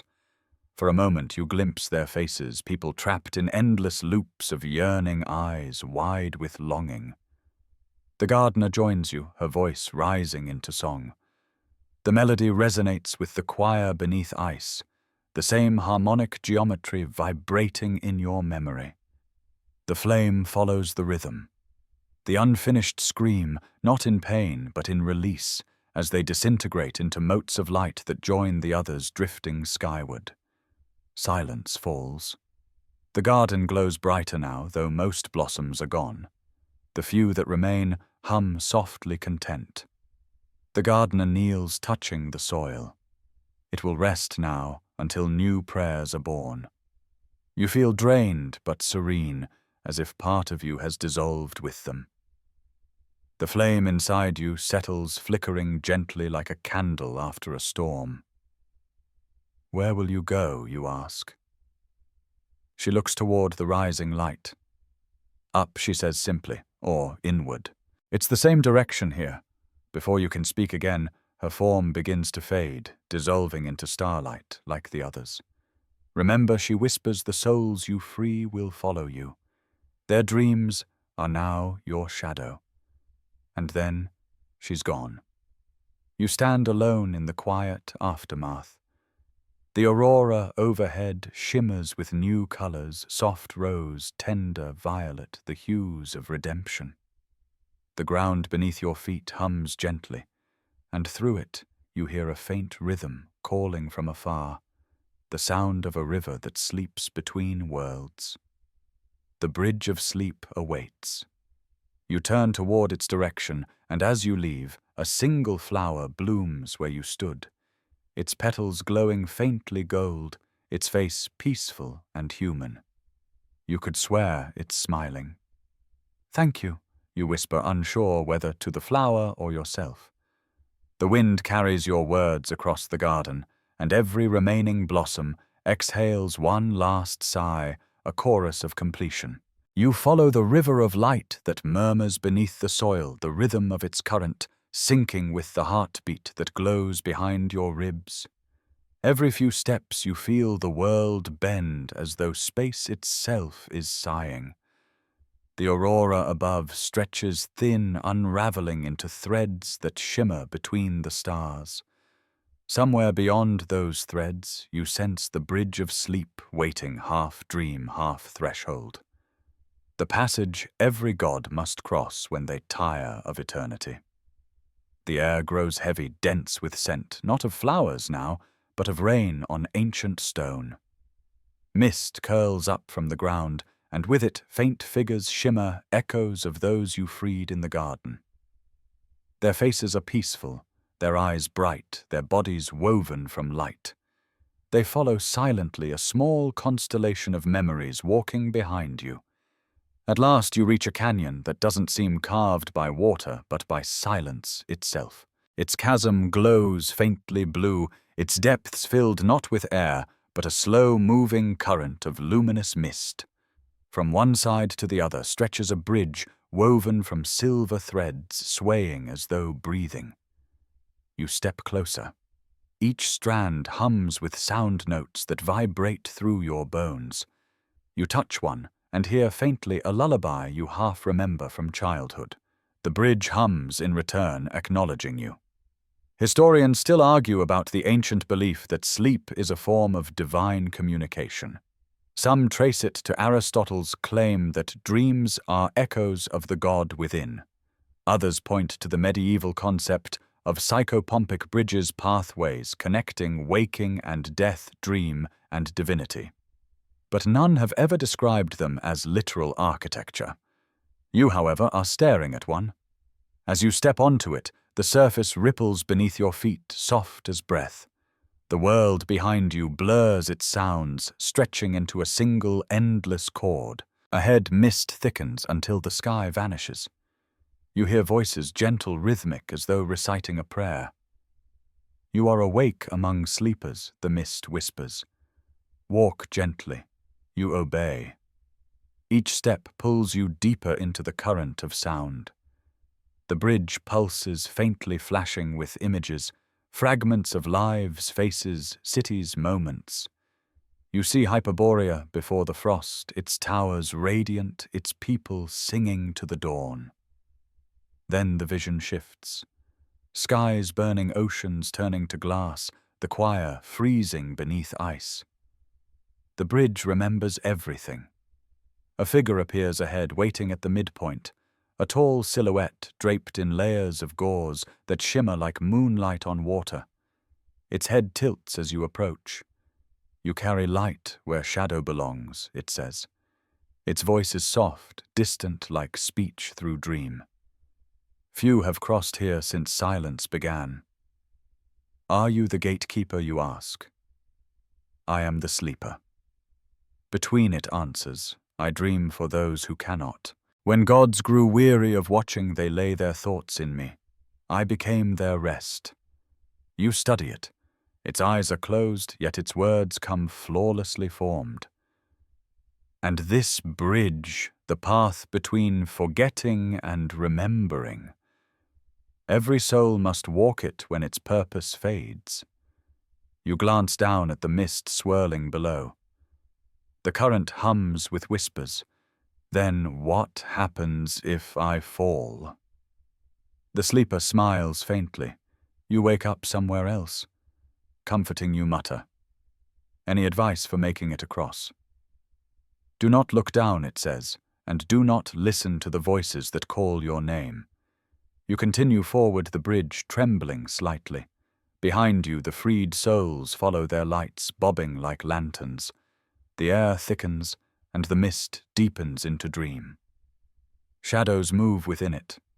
Half-familiar shapes, a child laughing, a friend, long lost, a version of yourself, smiling in another life. They speak softly. Stay, says one. You've done enough. Rest, says another. Let the next dreamer continue. The words pull at you. Each syllable feels like gravity. You falter, gripping a thread for balance. The flame in your chest flickers, wavering dangerously. The sleeper's voice rises stern now. Keep walking. The bridge remembers every step as choice. You take another breath, another step. The shadows reach for you, but the light within your chest flares, pushing them back. The bridge hums louder, harmonizing with your pulse. The aurora above briefly breaks through the mist, flooding everything in silver. The figures of memory retreat. The souls following you brighten, weaving themselves into the bridge's threads, strengthening its fabric. Their light binds your path forward. When you reach the far side, the sleeper speaks again, voice softer. You have carried warmth through silence. Few return from that unbroken. You glance back. The bridge is fading thread by thread, dissolving into the luminous current below. What happens to them, you ask, nodding toward the souls that merged into it. They become the dreams of those yet to wake. The sleeper says, no one crosses alone. A long pause follows. The sleeper raises a hand toward you. Before you go, take this. From its palm flows a thin stream of silver dust, coiling into a single thread that glows faintly in your hand. When the city burns backward, bind time with this. It will know your touch. The city burns backward, you repeat. The sleeper's form shimmers. Every dawn unravels at dusk. Its body begins to dissolve into mist. Remember, if you meet your shadow, let it speak first. Then it's gone. Only the whispering bridge remains for a moment longer before vanishing completely. You stand at the edge of a new plain flat, gleaming, illuminated by strange lights that flicker in reverse. You hear the distant tolling of bells, their echoes moving backward into silence. Time, it seems, has begun to rewind. Far ahead, towers flicker between ruin and glory, burning from their tops down to their foundations. The city that burns backward awaits. You clutch the silver thread in your palm, feeling it hum softly alive with the memory of dreams. The air smells faintly of ash and honey. Behind you, the horizon fades like breath on glass. Ahead, the flames rise in reverse, drawing you toward the next unraveling. You whisper to yourself, half prayer, half defiance. If light can remember, then so can I. And step forward into the city where time unlearns itself. You step into the first street and watch flame climb downward, unburning beams into straight, fragrant timbers, soot whisking itself neatly into unlit lamps, ash reassembling into books that leap politely back onto shelves. Smoke coils into chimneys and becomes breath, and breath becomes words. And the words you hear are yesterday's last sentences being spoken backward into beginnings. In the city that burns, backward night is a pair of careful hands erasing mistakes with fire that unravels. You stand very still because even your footsteps try to walk themselves in reverse, and you'd rather not meet your heel coming the other way.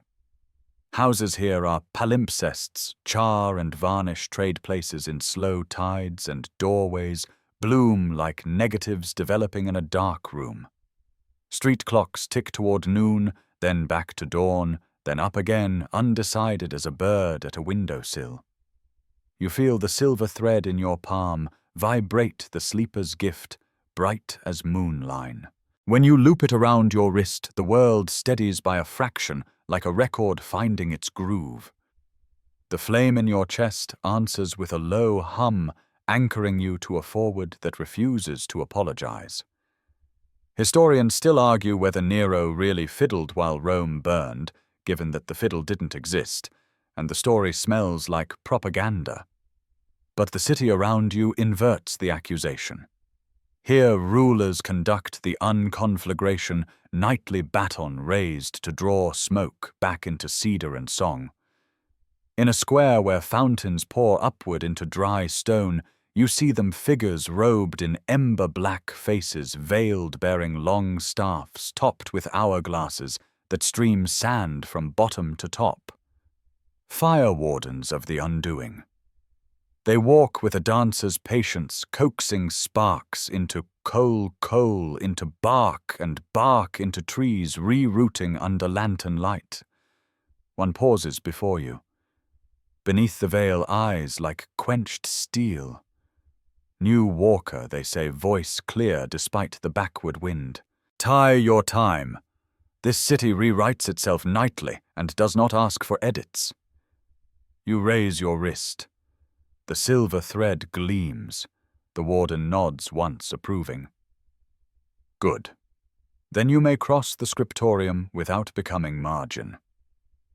Margin, the white space where lives are trimmed, they reply, already turning away. Keep to the lines and do not correct what the night restores. You move on. A tavern unempties. Laughter returns to throats, ale climbs into mugs, and a dropped story gathers itself from shards of sentences, back into a good tale with its punchline waiting in the wings. For what it's worth, the joke involves a polar fox, a broken sundial, and a priest of dawn who can't tell time timely, but you decide not to steal material from reverse chronology comedians. Children gather chalk dust from air and press it back into sticks. An old woman collects tears from her cheeks and tucks them into a handkerchief embroidered with flowers that stitch themselves in. She meets your eyes, nods, and the handkerchief becomes new, as if sorrow were a seam that never held. You pass a clock tower that rings its bells in inhalations. With every breathward toll, cinders rise to become paper kites in tiny hands that have not yet let go. In an alley of bookbinders, pages fly from flames into covers, titles undarken on spines. On the geometry of warmth. 10 hymns for a merciful dawn. Manual of the choir beneath ice. You lift one. It flutters, then insists on leaping back to its shelf. Spine first like a cat pretending it meant to fall. By the scriptorium square time smells of ink that hasn't touched vellum. Monks of the unwriting pad softly across flagstones. Tabards stitched with the sigil you bear 3 concentric circles and a stern line, the sun taught to behave. They dip quills into dry wells and draw words out of the air, pulling sentences from the ashes that were words an hour ago. We restore what has been regretted, one murmurs without looking up. Not because regret is wrong, but because it is unfinished. The flame in your chest brightens. Unfinished things know you now. They pay attention when you pass. At the square's center stands a thin obelisk of glass, black within bright, without a metronome for reversals. It keeps the city's unfire in tempo. The silver thread tightens on your wrist as you near it, tugging lightly toward a narrow street beyond the avenue of revision, steep as a confession. You climb. Along its walls, murals unpeel from soot to color iron spirits with comet hair, a choir sleeping below cold seas, 13 crowns burning into pillars and drifting skyward. Your path rewinds your own footsteps across the story you've walked, reminding you that journeys are drafts until they're sung. At a landing, a small museum exhales itself from char into polished wood and glass. Its first display is simple, a candle graded with metal studs sunk along its length. A placard unscorches beside it. Monasteries once told hours by burning candles with nails, each clink marking a measure of time. You smile despite the gravity. It's oddly comforting to meet a clock that sheds light for a living. On the far wall, a larger case uncracks, showing a charred laurel wreath. The label reforms by degrees. Vestal priestess tended Rome's sacred fire for 1,000 years. If it died, the city feared it would die with it. The wreath's leaves green as you watch, and you feel the guardian's old oath rustle through the room. A narrow door unlatches itself. You step into a stairwell that spirals downward while seeming to rise. At its bottom, a chamber of glass and copper breathes in slow beats. Here burns the city's heart, not flame, but its rehearsal backward, an engine of unwriting. Copper wheels turn countertime. Mirrors drink light and pour it back into shadow. In those mirrors you glimpse your reflection living out the last hour in reverse, walking out of the chamber you haven't yet entered. It would be funny if it weren't so unnervingly tidy. You wave at yourself anyway. Your reflection waves first, which seems rude. A caretaker looks up from their instruments, a fine brush poised over a disk of soot that becomes gold leaf beneath the bristles. Ah, they say cheerfully forward. They peer at your wrist, at the thread, at the faint glow beneath your sternum. And a bearer. We haven't hosted one since the last dawn laid down its pen. Is this what keeps the city safe, you ask, pointing at the engine? Safe is a pronunciation, they reply. We keep the text legible. They gesture to the mirrors. Every night the world tries again. Our work is to ensure again doesn't eat the first time. Regret is a fine editor, but a terrible author. A tremor presses through the floor. Somewhere above a tower sighs its stones, brightening from smoke-stained to sun-stroked. The caretaker's smile thins. Tonight is loud. Your flame wakes old nouns. They nod to a copper frame lying empty on a table. We will need your breath word. Every backward burning requires a forward seed to tell it when to stop. You set the sphere you learned in the library of breath upon the frame. It rises steady as a thought and dissolves into a line of golden script that writes itself along the copper edges. The engine answers with a softer rhythm, a heartbeat that chooses mercy. The mirrors clear. In them you do not see yourself at all, only a street filling with people who will not die this night because the fire will unburn to the exact breath before harm. Outside, the city brightens into a morning that remembers it could have been ash. People return to their dinners, and then to raw ingredients with laughter that puts knives down. A child inhales her first birthday candle into existence. A cathedral's rafters knit and stop just short of collapse, as if refusing to rehearse tragedy, even in reverse. The flame within you cools to a soft glow content. The caretaker points upward toward a pale tower so thin it seems drawn with a single brush stroke of frost. It wasn't there a moment ago. Now it insists on being obvious. Its top vanishes into a sky that feels suspiciously like a ceiling. When the city rejects its own ending, they say the tower of air appears. It climbs to the place where daylight keeps its spare face. The veil of the deep sky, you whisper. They nod once. Our work is beneath. Yours goes above. You step back into the streets. The unfire has finished its passage. Torches do not need to be ashamed. A baker calls dough back into flour, then laughs and decides to let the loaf live. Two lovers unsay an argument, and wiser for the rehearsal choose silence together. A stray dog collects sparks in its fur and shakes them into harmless glow. It follows you 3 steps, decides you are too luminous to herd, and trots off to supervise more sensible stars.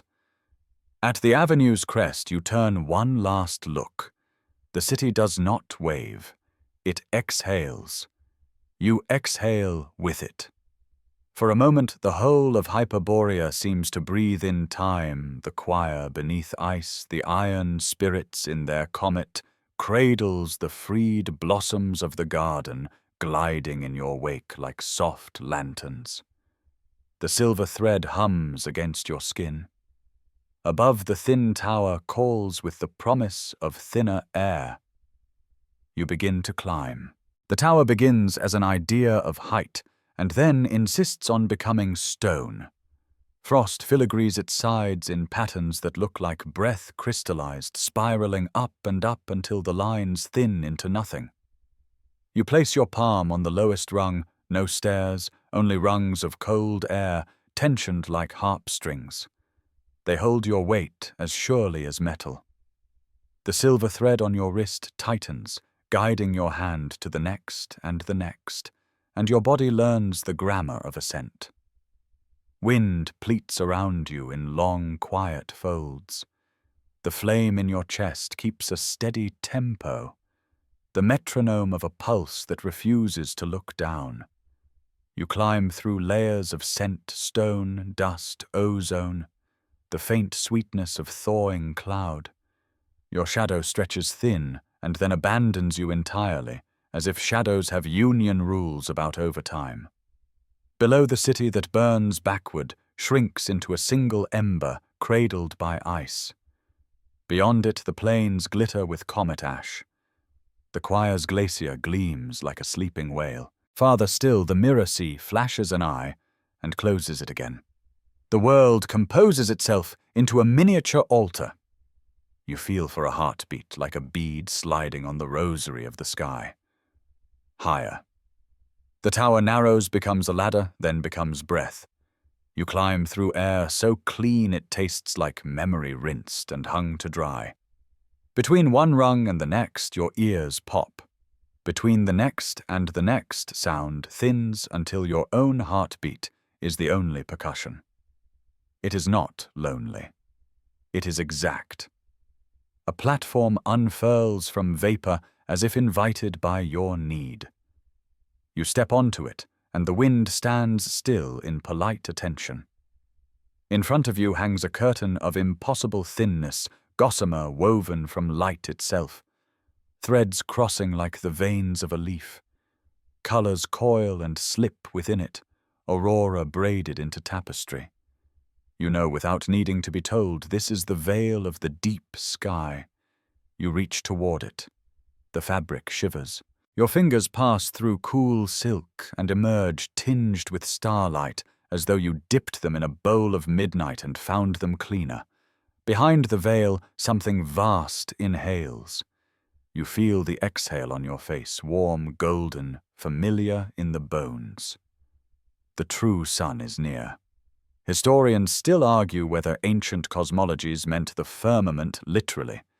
Genesis speaks of waters above the Babylonians, charted constellations on clay, as if pinning them to a roof. Aristotle imagined crystalline spheres carrying the planets like jewels on nested music boxes.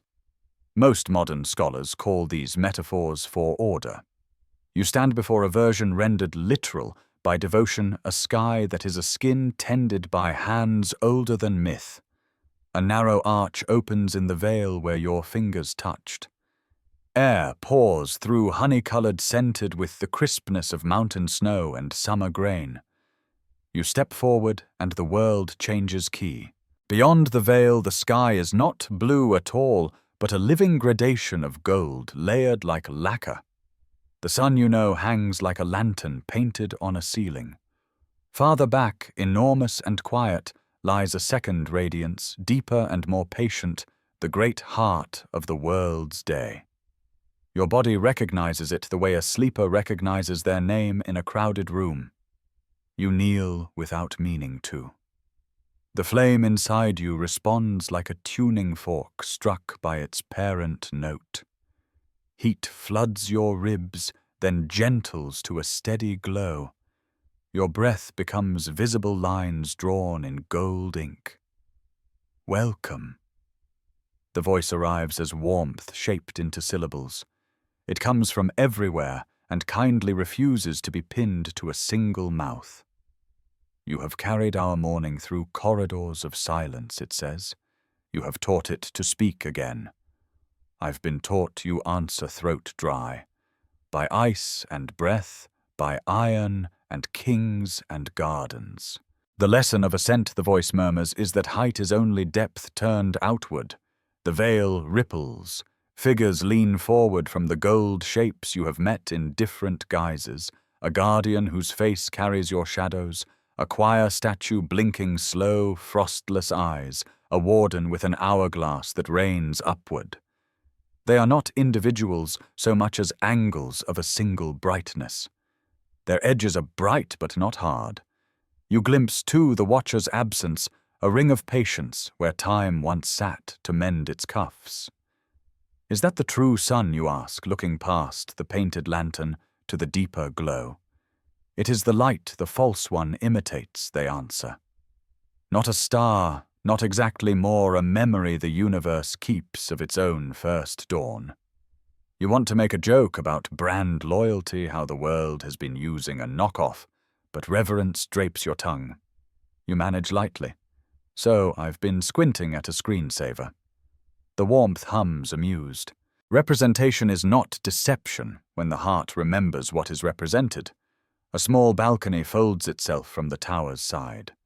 On it sits a device that looks like a marriage between astrolabe and wind chime, rings within rings, strings within strings, all trembling in sympathetic music to motions you cannot see.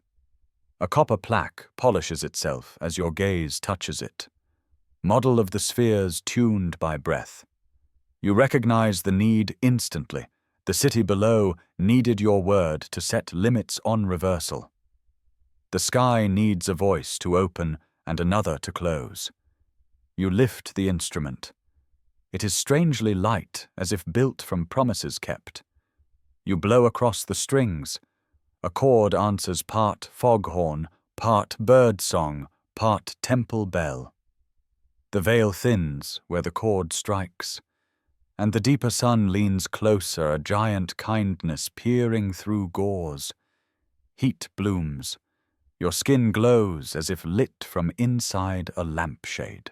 The silver thread tightens and becomes a line of diagrammatic light connecting your heart to the instrument and onto the sun behind the ceiling. You feel every step that brought you here, each a bead in that line. Ask your question, the warmth says. Curtains are for theaters. Veils are for inquiries. You didn't know you were allowed a question. Tears arrive because permission and tenderness sometimes share an address. Why did you hide, you whisper? Because choice requires shadow, the voice answers. The first dawn was an order shouted too loudly. We veiled ourselves so that love could be chosen, not imposed. The words move through you like medicine. Behind your sternum, the flame steadies into a calm, happy glow. The veil trembles thin as breath on a mirror. Through it, details resolve sunspots, shaped like the sigil on your palm. Filaments looping like script. A faint outline within the deeper light, not a body but a posture. Waiting. Another question the warmth allows indulgent as an elder handing you a second sweet. You think of astronomy of Eratosthenes, measuring Earth's girth with shadows and wells, of sailors reading Polaris like a promise, of Galileo's lenses catching Jupiter's moons like 4 small rebellions. You think of the hollow kings who ate remembrance because we could not carry it. Can the light stay, you ask, without swallowing memory again? Silence folds over the tower like a soft cloak. Then, if it is held in breath, not lore, you realize why the Library of Breath survived when paper libraries burned words that live in lungs can be carried across fire. The choir froze themselves to remember the melody. The iron spirits waited for resonance rather than rule. The city rewound harm when your word told it where to stop. You are not here to command the sun. You are here to host it. A final ripple runs through the veil. It opens by a finger width more. The deeper sun flares and then calms a great animal choosing to trust. The instrument in your hands shifts key, settling into a patient drone that your ribs agree to call home. One fringe story you once read flutters across your mind. A 19th century explorer swore there was a black night in polar orbit, an ancient satellite keeping watch too artful for any nation to have made. Most shrug it off as misidentified debris, a romance with screws. Yet up here a dark speck crosses the false lantern and pauses in perfect counterpoint, as if nodding to your recognition before sliding on. You grin despite yourself. Nice to see the fan theories doing cardio. The warmth brightens gently. Jests keep the throat open. You laugh, and the laugh becomes a small hymn. The veil stirs to it. Below the world brightens with a light that is not harsh. Snowfields purl. Rivers wake like cats stretching. The mirror sea raises a calm hand. The choir's glacier sings one polished note of approval you feel in your molars. Even the iron comet hums from its cradle metal remembering spring. When you descend, the voice says softer, "Now bring this line with you." The silver thread loosens and spills into your palm as a narrow ribbon of light, warm and obedient. Tie it to what needs mourning. And then you ask. Then walk, the warmth replies. Our work is to shine. Yours is to choose where. The veil closes by a respectful inch, like a door left ajar, so a child won't fear the dark. You cup the instrument, cradling its hum. Your breath is steady. The tower's rungs appear again, patient as old friends. You look once more into the gold behind the false blue, into the true waiting face of a day, and feel the smallest bow form in your spine, not submission but greeting. Thank you, you say. Remember, says the light, gratitude is how fire learns its manners. You smile. I'll set a good example. Then you begin the descent, carrying mourning in your hands. You descend the tower with mourning in your hands, the instrument humming against your ribs, the silver ribbon coiled at your wrist like a patient comet tail. Air thickens into weather into place. When your boots find ice again, the world has a new grammar. Shadows soften, edges choose kindness. And the wind, formerly a critic, decides to be a choir member for once. The line from the veil warms your palm, asking where to be tied. You follow the pull back to the first monolith, the obsidian needle that matched your heartbeat on the night you arrived. It waits exactly where memory promised, ringed with the spiral of standing stones you did not notice before 13 pillars, each faintly gold, each humming a note you recognize from the feast that freed the Hollow Kings. The choir's glacier glows low on the horizon. The iron comet breathes behind the hills. The mirror sea winks in its old, sly way. Everyone who taught you has shown up for office hours. The ground ahead brightens, a slow aurora rising from underneath. Figures step forward from the light, tall, faceted, more posture than anatomy. They bear human hints, the way constellations bear animals, just enough to invite story. Their faces are both yours and not yours, as if your reflection had tried on a dozen ancestral moods and kept all of them. The air tastes of warm stone and first bread. You have carried our dawn through the dark, they say, and every word arrives as a cord that wraps your bones. Now witness the reckoning of light. The flame in your chest answers not defensively this time, but like a child raised to stand tall when their name is called. Heat blooms through your ribs. Your throat opens. You do not kneel. You do not run. You stand. Reckoning you repeat careful. As in judgment, as in balance, they reply. Light without balance tyrannizes, shadow without balance forgets. Their shapes brighten. Within them you glimpse scenes, cities healing in reverse gardens, letting go, sleepers lending thread to bridges, iron giving up its silence. Each scene pauses on you like a fingertip resting briefly on a polished bell. A low drum sound moves through the stones. The 13 pillars flare their crowns, unraveling into plumes of dawn. One pillar bends toward you. We were called kings, but we were custodians of leftovers. It says dryly, and you grin before you can help it. Another pillar hums amusement. Apparently, godhood doesn't forbid decent timing. The monolith awakens. Its surface warms from black to star deep blue, then to an interior brightness like sunrise trapped in obsidian. Letters rise along its face, your library's alphabet set to a tempo you can feel. The silver ribbon draws itself from your wrist and threads the stones together, tying the monolith at the center with a knot that looks simple until you try to understand it.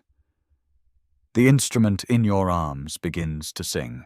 The watcher's absent ring of patience settles around the circle like a seat no one sits in, and yet everyone respects. Speak, the guardians say. Name what earns mourning. You remember the scriptorium's rule regret is an editor, not an author. You remember the gardener's truth beauty is the mercy of forgetting pain. You think of ancient fires tended for centuries, Zoroastrian Atash Berams in Yazd and elsewhere, where priests feed sacred flame day and night, because a city's soul is more obedient when it has something to warm its hands on. That is a fact with soot beneath its nails and comfort in its glow. Let mourning anchor where care is daily, you say, surprised by the steadiness in your voice. Not only where miracles look good on camera. The stones hum approval. The choir's glacier lets out one contented syllable you feel in your molars. Somewhere a fox decides against stealing an offering and goes for dignity instead. Name what must rest, the guardians continue. You think of the unfinished, those hungry shadows at the roots of prayer. You think of your own appetites, praise, certainty, outcomes that arrive on time with pretty bows, ambition that eats memory, you answer, hungry brightness that refuses to listen. The mirror sea flickers as if nodding. The iron comet dims a fraction, which you interpret as assent rather than sulking. You mutter, good talk, big rock, and immediately feel ridiculous. One god laughs, which helps. The monolith brightens. The surface becomes a window, then a river, then a throat. From its depth steps a figure more familiar than the rest. The face is your face, the way childhood is your name, the original melody with 1,000 harmonies braided through. Its eyes carry constellations you didn't know you missed. It stops an arm's length away, and you both inhale the same breath as if you practiced it for lifetimes. We are what you were before forgetting learned to walk, it says gently. You are what we became when remembering learned manners. Something small and stubborn in you says, not possible. A louder something says, of course. The instrument hums the note a door makes when it realizes it has always been open.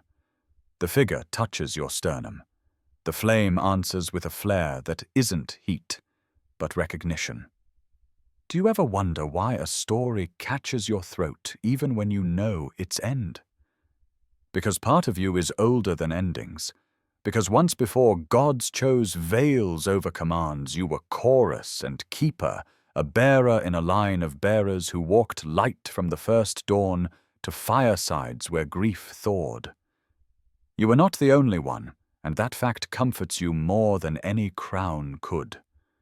You remember now not plot points, but posture, how to hold warmth in a way that doesn't scorch, how to listen for relief in the pause between notes. Historians still argue whether the Hyperborean myth of divine origin represents migration propaganda solar allegory or the half-remembered diaspora of peoples following ice and light across Eurasia. Some trace it through Indo-European hymn patterns, others through Bronze Age trade routes that carried amber like fossilized sunlight. You accept the debates as useful weather, but standing here, debate becomes chorus, many voices one song, all of them trying to say that humans learned to carry dawn long before they learned to spell it. A fringe detail tumbles through because the mind insists on its souvenirs.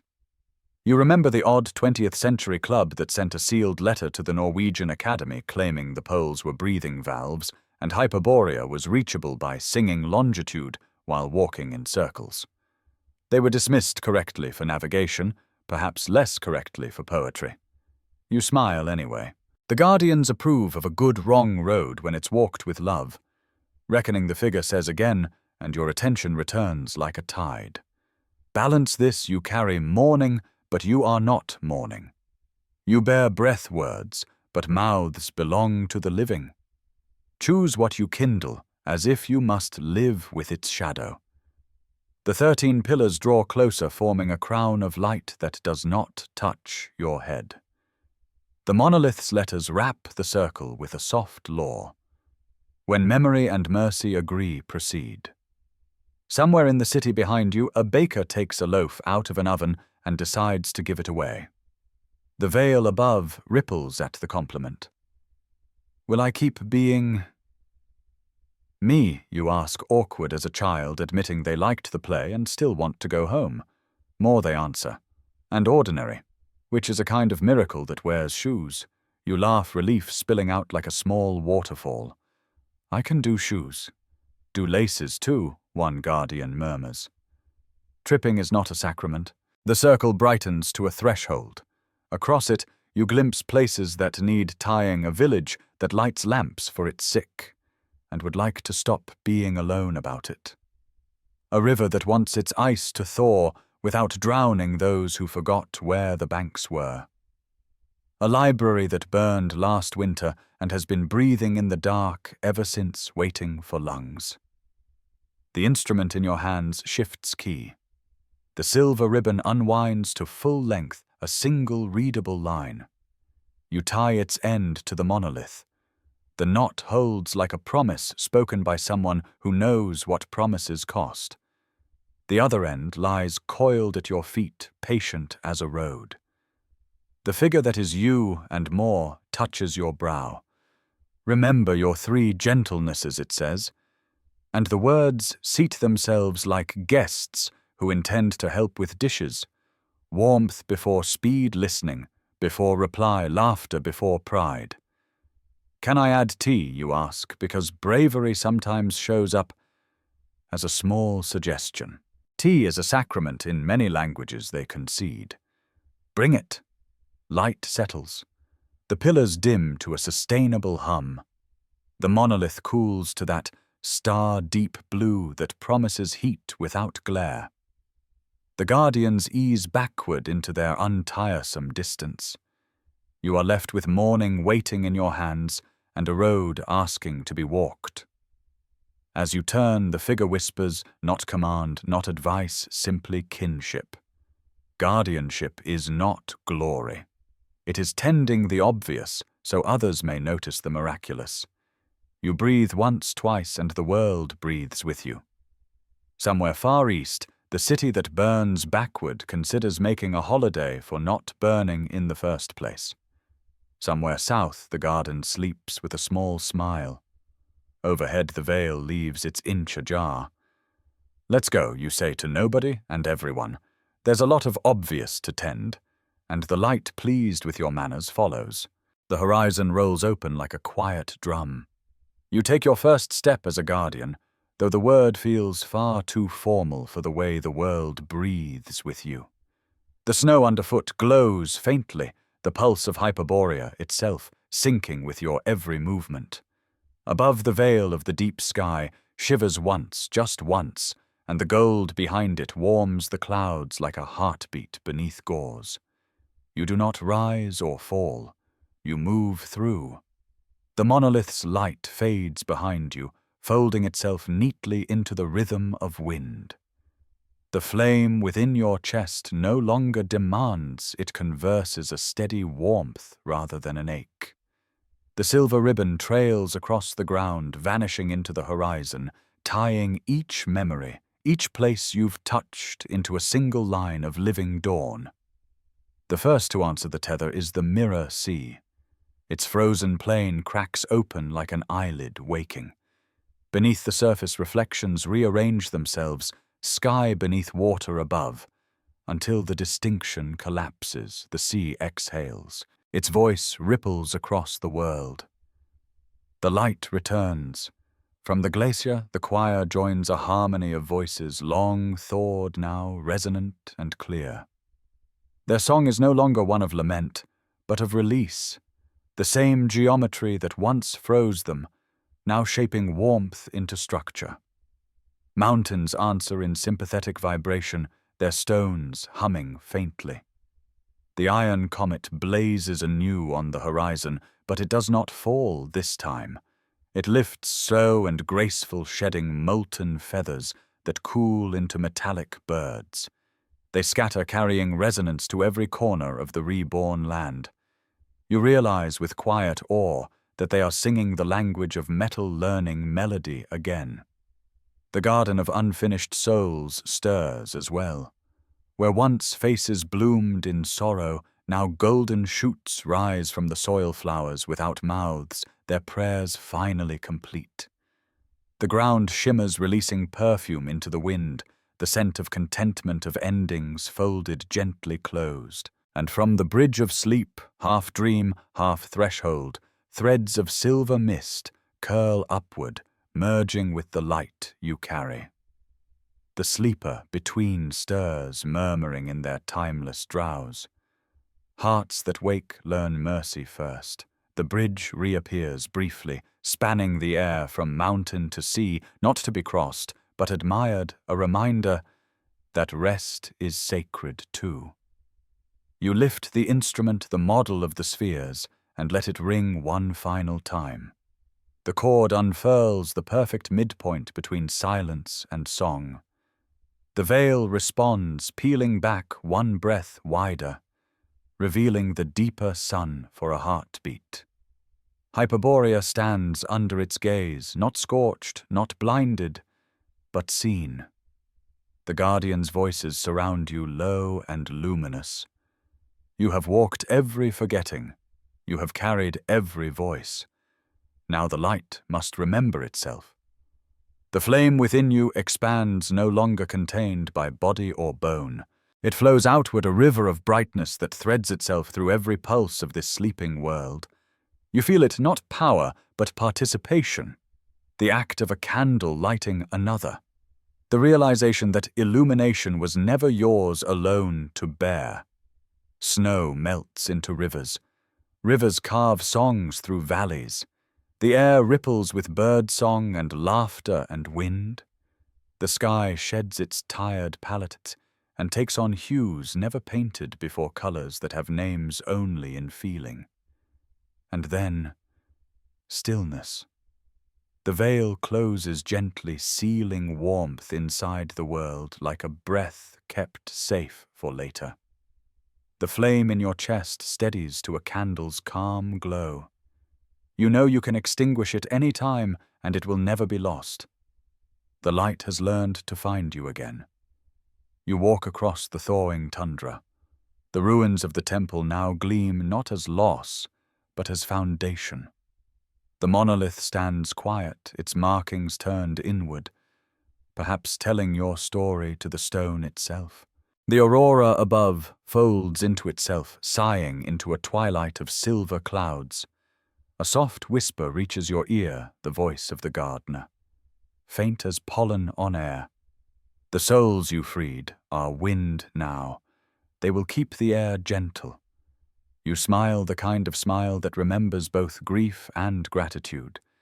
You kneel, press your hand to the earth, and feel it breathe back. This is Hyperborea renewed, not a myth, not a paradise, but a promise kept between shadow and dawn. You are both guardian and wanderer now. You will tend small fires, not grand ones. You will remind the light that it need not shout.